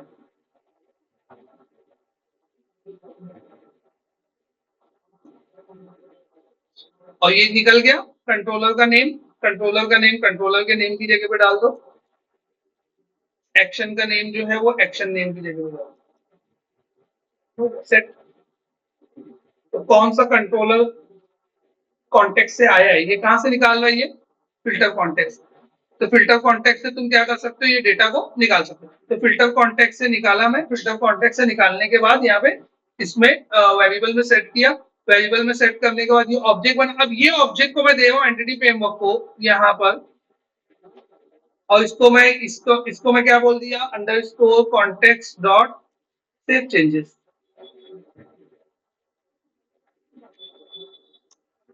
ये क्या करेगा, जब ऑन एक्शन एग्जीक्यूटिंग चलेगा, मतलब एक्शन मेथड एग्जीक्यूट होने से पहले ये क्या कर देगा, कंट्रोलर का नाम निकालेगा, एक्शन का नाम निकालेगा, ऑब्जेक्ट बनाएगा, ऑब्जेक्ट बना के ये डेट टाइम को इधर नोट कर लेगा और यहाँ पे टेबल में रिकॉर्ड डाल देगा जहाँ पे एंड डेट नल रहेगी। तो हम लोग इसको डिबग मोड में देखेंगे, चेक करेंगे अभी फिलहाल अभी भी। तो इसको यहाँ पे मैं डिबग डाल देता हूँ। अब सवाल ये है कि ये फिल्टर चलेगा कब, ये फिल्टर चलेगा कब। तो इसको रजिस्टर करने का 3 प्लेस है। एक तो कंट्रोलर लेवल पे रजिस्टर कर सकते हो, तो कंट्रोलर लेवल पे रजिस्टर अगर मैं किया तो वो कंट्रोलर में अगर 100 एक्शन मेथड है तो सब पे चलेगा, ठीक है। दूसरा, तुम एक स्पेसिफिक एक्शन मेथड पे भी रजिस्टर कर सकते हो, तो वो एक्शन मेथड कॉल होगा तभी चलेगा, ठीक है। अब तीसरा, तुम ग्लोबली रजिस्टर कर सकते हो जिसमें एवरी एक्शन एवरी कंट्रोलर पे ये चलेगा, तुमको जाके लिखना नहीं पड़ेगा, ग्लोबली रजिस्टर करो। तो इसका 3 लेवल है, एक एक्शन, एक है कंट्रोलर और एक है ग्लोबल। एक्शन पे करोगे तो वही एक्शन, कंट्रोलर पे करोगे तो उसके सब एक्शन, और ग्लोबल करोगे तो वो प्रोजेक्ट के सब action, regardless of any controller. Clear है क्या बोल रहा हूं मैं। तो कहाँ पे करना रहेगा, फिलहाल फिलहाल टेस्टिंग पर्पस के लिए एक स्पेसिफिक एक्शन मेथड पे हम लोग इसको करेंगे। तो यहाँ पे आया मैं, मेरा कंट्रोलर है इंप्लॉय कंट्रोलर, ये वाले कंट्रोलर पे आया मैं, और इसका जो इंडेक्स सेक्शन मेथड है ना इंप्लॉय का, उस पे हम लोग इसको करते हैं इंप्लॉय इंडेक्स के ऊपर, ठीक है। तो इंप्लॉय इंडेक्स पे आया मैं, यहाँ पे आने के बाद इसको प्रेस किया, तो एट्रीब्यूट है ये, तो एट्रीब्यूट के लिए मेरे को ये लगाना पड़ेगा। इसके बाद यहाँ पे कंट्रोल डॉट कर दो तो ये बोलेगा कि यहाँ फिल्टर वाले नेम स्पेस में है, मैं बोला हाँ है। तो इसको ये जो ब्रैकेट होता है ना, स्क्वायर ब्रैकेट, ये सब एट्रीब्यूट्स है। इसके लिए मैं यहाँ पे जो टर्म यूज किया इधर पे, जो मैं बता रहा था तुमको, एट्रीब्यूट राउटिंग और कन्वेंशनल राउटिंग, तो ये जो है एक्चुअल में क्या है, एट्रीब्यूट्स है। ये भी एक क्या है, एट्रीब्यूट है। क्यों, क्योंकि ये भी जो है तुम्हारे स्क्वायर ब्रैकेट के अंदर है ना, तो ये सब एट्रीब्यूट है। तो यहाँ पर भी अगर तुम देखोगे तो ये जो है ये क्या है तो फिल्टर, लेकिन एज ए एट्रीब्यूट ऐड होता है। क्यों एज ए एट्रीब्यूट ऐड होता है, यहाँ पे अगर तुम कुछ नोट करोगे तो ये क्या किया है मैंने, एट्रीब्यूट क्लास से इनहेरिट किया उसको, तो इसके लिए वो टेक्निकली क्या बन गया, एक एट्रीब्यूट बन गया। मतलब वो है फिल्टर, लेकिन वो टेक्निकली क्या बन गया, है एट्रीब्यूट बन गया। तो एज ए एट्रीब्यूट वो, उसको हम लोग कहीं भी यूज कर सकते हैं। तो जहां तुम उसको एज ए एट्रीब्यूट यूज करोगे वो लेवल पे वो वर्क करेगा। तो अभी हम लोग ने उसको एक्शन मेथड लेवल पे डाला है, तो एक्शन मेथड लेवल पे काम करेगा। तो ये इसकी कहानी हो गई। मैं कंट्रोल शिफ्ट भी किया, प्रोजेक्ट बिल्ड हो गया। अभी मैं क्या करता हूँ, इम्प्लॉय का इंडेक्स को मेरे को रन करना है। तो इम्प्लॉय के इंडेक्स को रन करने के लिए मैं यहाँ पे F5 किया, तो देखो इम्प्लॉय का इंडेक्स डायरेक्ट रन हो जाएगा। और मैंने डिबग पॉइंट ऑलरेडी वहां पे डाल के रखा है फिल्टर में, तो फिल्टर का डिबग पॉइंट आना चाहिए आइडियली। एक्शन मेथड के डिबग पॉइंट से पहले फिल्टर का डिबग पॉइंट आना चाहिए। ये क्या था, अच्छा वो रन ही नहीं हुआ।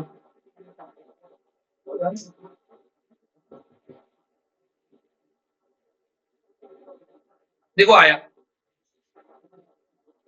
ये दिखा क्या?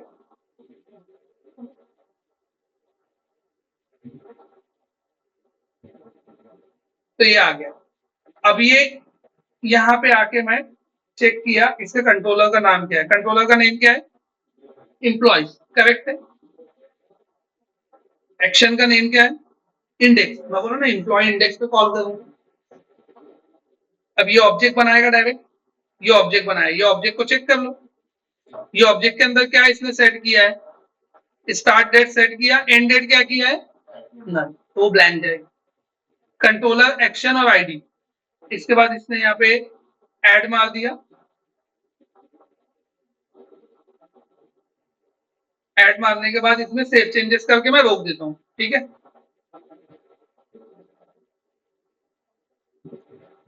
सेव चेंजेस करके रोक दिया मैं। यहाँ पे आगे ये जो टेबल है मेरा, ये टेबल को क्वेरी किया, आ गया 1 एम्प्लॉय इंडेक्स विथ पूरा टाइम स्टैम्प के साथ, क्या आ गया मेरा, स्टार्ट डेट आ गया। अब मैं क्या करूंगा, एक और ऐसे ही कोड करूंगा लेकिन अपडेट करने, बराबर। एक और ऐसी कोड करूंगा, लेकिन क्या करने का, अपडेट करने का। वो अपडेट मैं कहाँ पे करूंगा, अपडेट मैं करूंगा तुम्हारा ऑन एक्शन एग्जीक्यूटेड के अंदर। तो मेरे को पता चल जाएगा ना कि एग्जीक्यूशन से पहले और एग्जीक्यूशन के बीच में कितना टाइम लिया उसने। मेरी बात समझी? तो हाँ, उससे पहले क्या होगा, ये तो मैं कर दूंगा, ठीक है। लेकिन उससे एक दूसरा प्रॉब्लम क्या होगा, उससे दूसरा प्रॉब्लम ये हो जाएगा सबसे बड़ा, कि मालूम कैसे पड़ेगा कि यहाँ पे जो परफॉर्मेंस लॉग की आईडी बनी है, मतलब जो रिकॉर्ड या इंसर्ट हुआ है, वही रिकॉर्ड को अपडेट करना है ना। तो अब देखो, पहले मैं चेक किया तो परफॉर्मेंस लॉग में आईडी क्या थी, 0। लेकिन अभी तुम चेक करोगे तो परफॉर्मेंस लॉग में आईडी क्या बन गई, 1। तो इस ये आईडी को यहाँ ऑन एक्शन एग्जीक्यूटेड में भेजना पड़ेगा ना, तो वही आईडी को हम लोग अपडेट मारेंगे, क्योंकि अपडेट मारने के लिए आईडी चाहिए। वो आईडी को हम लोग फिल्टर कॉन्टेक्स्ट में डाल के भेज सकते हो। तो फिल्टर कॉन्टेक्स्ट में अगर तुम डाल दोगे तो वो फिल्टर कॉन्टेक्स्ट यहाँ मिल जाएगा, तो यहाँ पे हम लोग उसको अपडेट कर देंगे। तो फिर सवाल ये, फिल्टर कॉन्टेक्स्ट में डेटा डालूंगा कैसे मैं? तो फिल्टर कॉन्टेक्स्ट में तुम लोग डाल सकते हो, राउट वैल्यू के अंदर डेटा सेट कर सकते हो। लेकिन अगर वही राउट वैल्यू में सेट करो या फिल्टर कॉन्टेक्स्ट में अदर डेटा करके भी सेट कर सकते हो। लेकिन मेरे को लेट से नहीं पता है, मैं चैट जीपीटी से पूछ रहा हूँ, तो मैं सीधा मैं मतलब मेरे को फिल्टर कॉन्टेक्स्ट राउट कुछ नहीं पता, तो मैं उससे सादा क्वेश्चन क्या करूंगा, how can I transfer data from on action executed to on action executing to on action executed.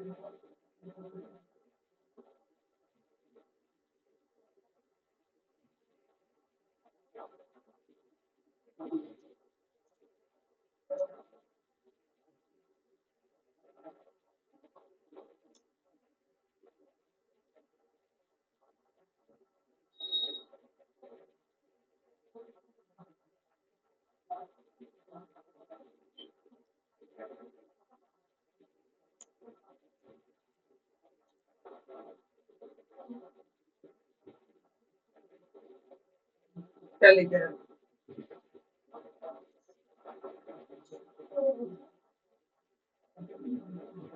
HTTP context के अंदर ऐड किए। देखो, चाहे फिल्टर कॉन्टेक्स्ट में ऐड करो, चाहे एचटीटीपी कॉन्टेक्स्ट, फिल्टर कॉन्टेक्स्ट में कुछ तो इशू दे रहा है वैसे, बंद करूंगा।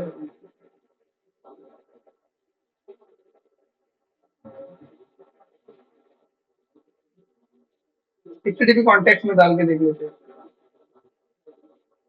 ये है मेरा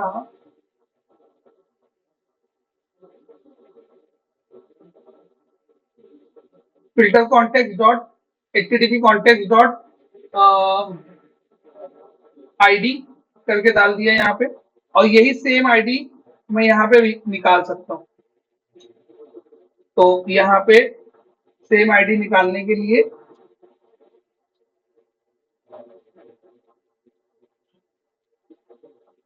ऐसे।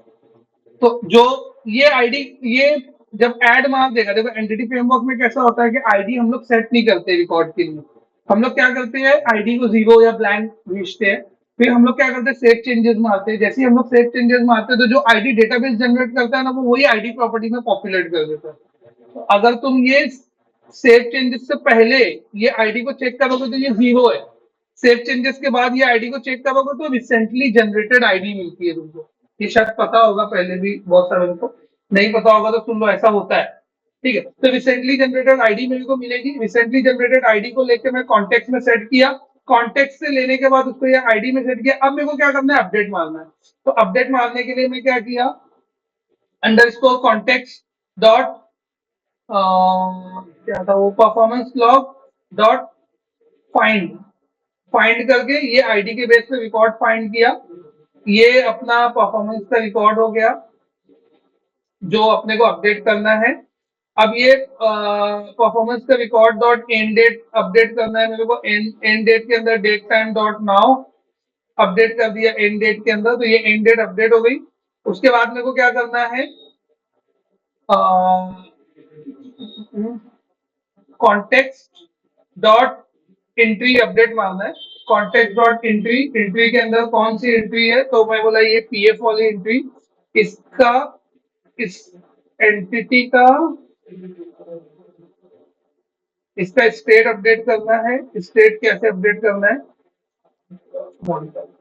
ये करना। तो ये जो है ना, ये अपडेट का कोड है, मतलब ये नॉर्मल जो एंटिटी फ्रेमवर्क में जैसे हम लोग जो यूजुअली अपडेट करते हैं ना, वो एक लाइन का कोड है। तो यहाँ पे हम लोग क्या करते हैं, उसकी एंट्री निकालते हैं, उसका स्टेट को मॉडिफाइड करते हैं और सेव चेंजेस कर देते हैं। तो जैसे सेव चेंजेस यहाँ पे मैं किया, वही सेव चेंजेस मैं यहाँ पे कर दूंगा। तो ये क्या होता है, एंटिटी को अपडेट कर देता है। इसको सेव किया, कंट्रोल शिफ्ट बी किया। कंट्रोल शिफ्ट बी करने के बाद यहाँ पे मैं परफॉर्मेंस लॉग के टेबल को खाली कर देता हूँ, बिकॉज क्यों मैं खाली कर रहा हूँ, तो वो इनकंसिस्टेंट डेटा दिखाएगा, क्योंकि अभी मैं रन किया तो उसका एंड नहीं अपडेट हुआ, तो वो नल दिखाएगा। तो बेटर ये है कि जो ऑलरेडी रिकॉर्ड है ना, इसको हम लोग खाली कर देते हैं।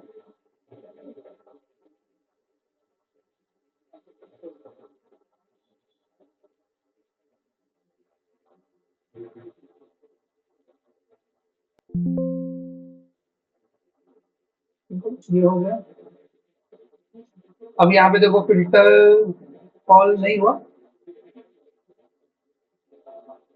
अच्छा, इधर पे वो एम्प्लॉय इंडेक्स के लिए है ना वो खाली। तो एम्प्लॉय इंडेक्स को हिट किया मैं, तो देखो एम्प्लॉय इंडेक्स हिट होने से पहले फिल्टर हिट हुआ। फिल्टर में क्या किया इसने, एक्शन एक्शन निकाला, सेव किया। सेव करने के बाद यहाँ पे परफॉर्मेंस लॉग में एंट्री मार रहा है। परफॉर्मेंस लॉग में एंट्री मारा, सेव चेंजेस किया, आईडी जनरेट हुई 2। ये 2 आईडी को कहाँ सेट किया, एचटीटीपी कॉन्टेक्स्ट में सेट किया। उसके बाद एक्शन मेथड एग्जीक्यूट करने के लिए आया। एक्शन मेथड एग्जीक्यूट किया। एक्शन मेथड एग्जीक्यूट करने के बाद ऑन एक्शन एग्जीक्यूटेड पे आया। ऑन एक्शन एग्जीक्यूटेड में आगे आईडी निकाला, आईडी चेक किया, आईडी 2 मिली। तो जो 2 आईडी वहां से यहाँ पास हुई, 2 आईडी के बेस पे रिकॉर्ड फाइंड किया, एंड डेट को अपडेट किया, सेव चेंजेस किया, खत्म। तो अब अगर हम लोग इसको रिकॉर्ड को देखेंगे यहाँ पे इसके अंदर परफॉर्मेंस लॉग टेबल के अंदर, तो स्टार्ट डेट क्या अपडेट है, स्टार्ट डेट अपडेट है 15/42/12 और एंड डेट अपडेट है 15/42/40। तो मतलब कितना सेकंड लगा, 28, बराबर ना। हाँ बराबर 28। तो 28 सेकंड लगा। क्यों 28 लगा, क्योंकि हम लोग डिबग कर रहे थे उसको, इसकी वजह से। नहीं तो इतना टाइम नहीं लगता, वो कुछ मिली सेकेंड्स का डिफरेंस आएगा। तो ऐसे ही हम लोग, अब ये मैं फिल्टर को ये फिल्टर को मैं जो चलाया हूँ परफॉर्मेंस लॉग का, ये कैसे चल रहा है, ये चल रहा है तुम्हारा इसके बेस पे, क्या बोलते हैं, मतलब एक पर्टिकुलर एक्शन के ऊपर चल रहा है। इसको कंट्रोलर लेवल पे डाल दूंगा तो ऑल एक्शन पे चलेगा, अपडेट के लिए भी चलेगा, इंसर्ट के लिए भी चलेगा, इंडेक्स के लिए भी चलेगा। तो इसको मैं अपडेट, इसको मैं क्या करता हूँ, यहाँ पे आके ये जो इंप्लॉय कंट्रोलर है, ये जो फिल्टर है, इसको मैं यहाँ डाल देता हूँ कंट्रोलर लेवल पे। अब ये ऑल एक्शंस के लिए चलेगा, तो मैं इसको सेव कर दिया। सेव करके, अच्छा ये लेगा नहीं, एट्रीब्यूट मूव किया ना मैंने, तो चेंजेस, तो कोई भी अब इंप्लॉय कंट्रोलर का कोई भी एक्शन अब जब रहेगा ना, तो ये चलेगा।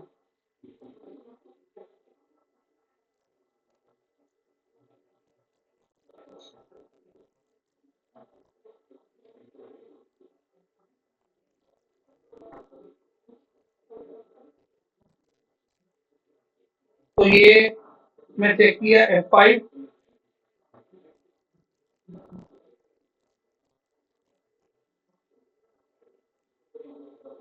ये देखो। तो मैं अभी इसको एडिट कर रहा हूँ, मैं नॉर्मल इसको हटा देता हूँ यहाँ पे, तो ये अननेसेसरी कॉल होते रहेगा हर टाइम। देखो एडिट पे भी कॉल हुआ, वो इस बार एडिट पे कॉल हुआ, मैंने बैक किया, फिर मैं डिटेल्स में आया, डिटेल्स में बैक लिया, यहाँ आके डिलीट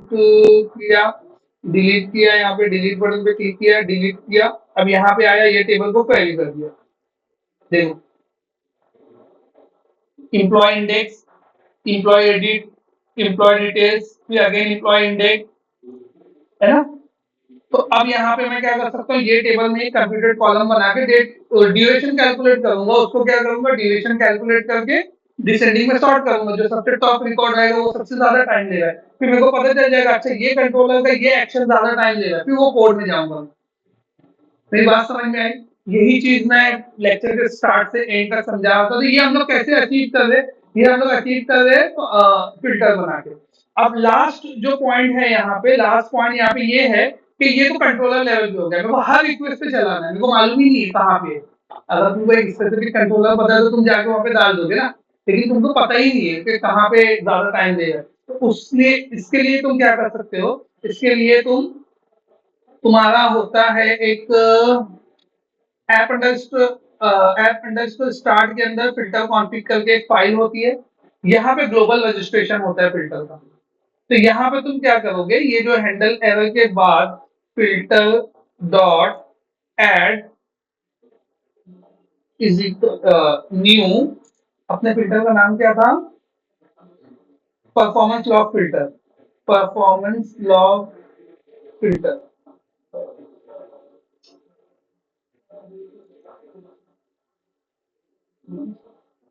लॉग फिल्टर,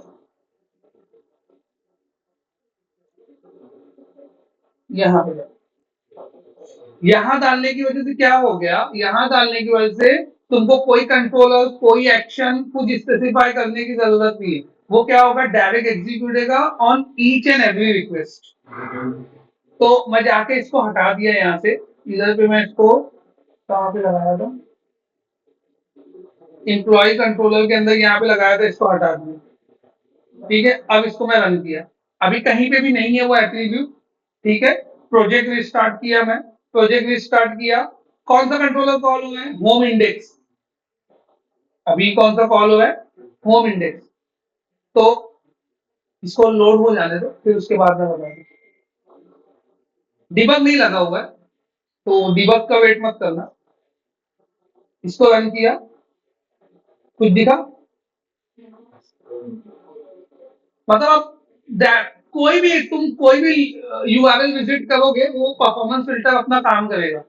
तो यहाँ पे आके मैं लाइक अबाउट पे क्लिक किया,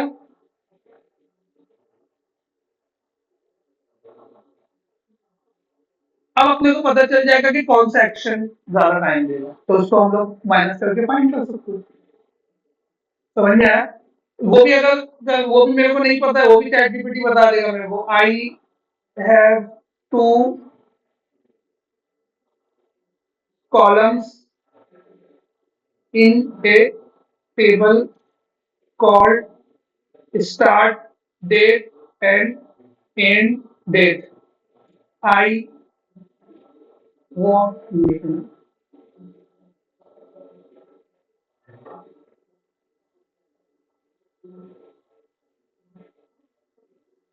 I want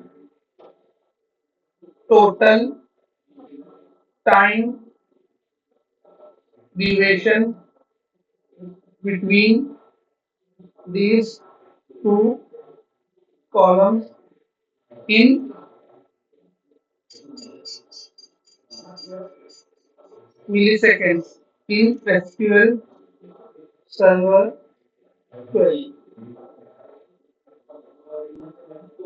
हो गया,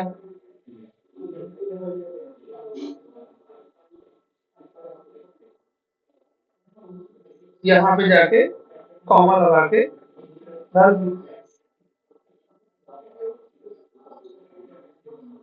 मिली सेकंड में आ गया। अब इसको डिसेंडिंग में सॉर्ट करना है तुमको, इसका नंबर क्या है, 1 2 3 4 5 6।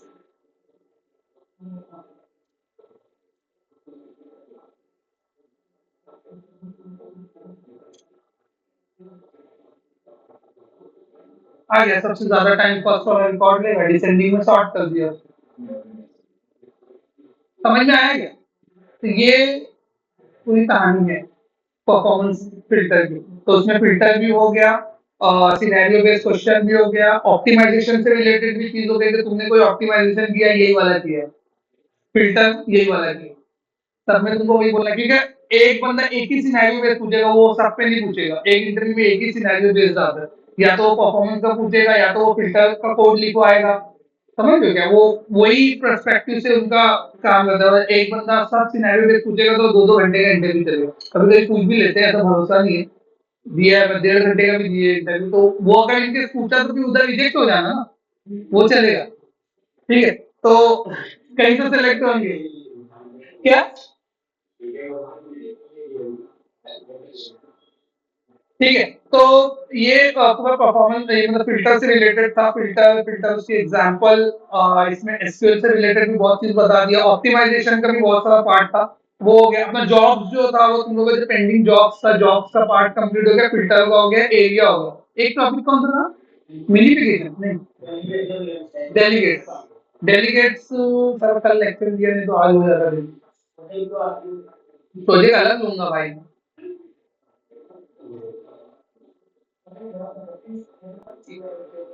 ठीक है, तो अभी एंड करते हैं लेक्चर यहाँ पे। यहाँ तक का देखो बहुत कुछ हो गया है, अभी जाके इंटरव्यू वगैरह दो आप लोग, तो बेटर है। ठीक है, तो अभी के लिए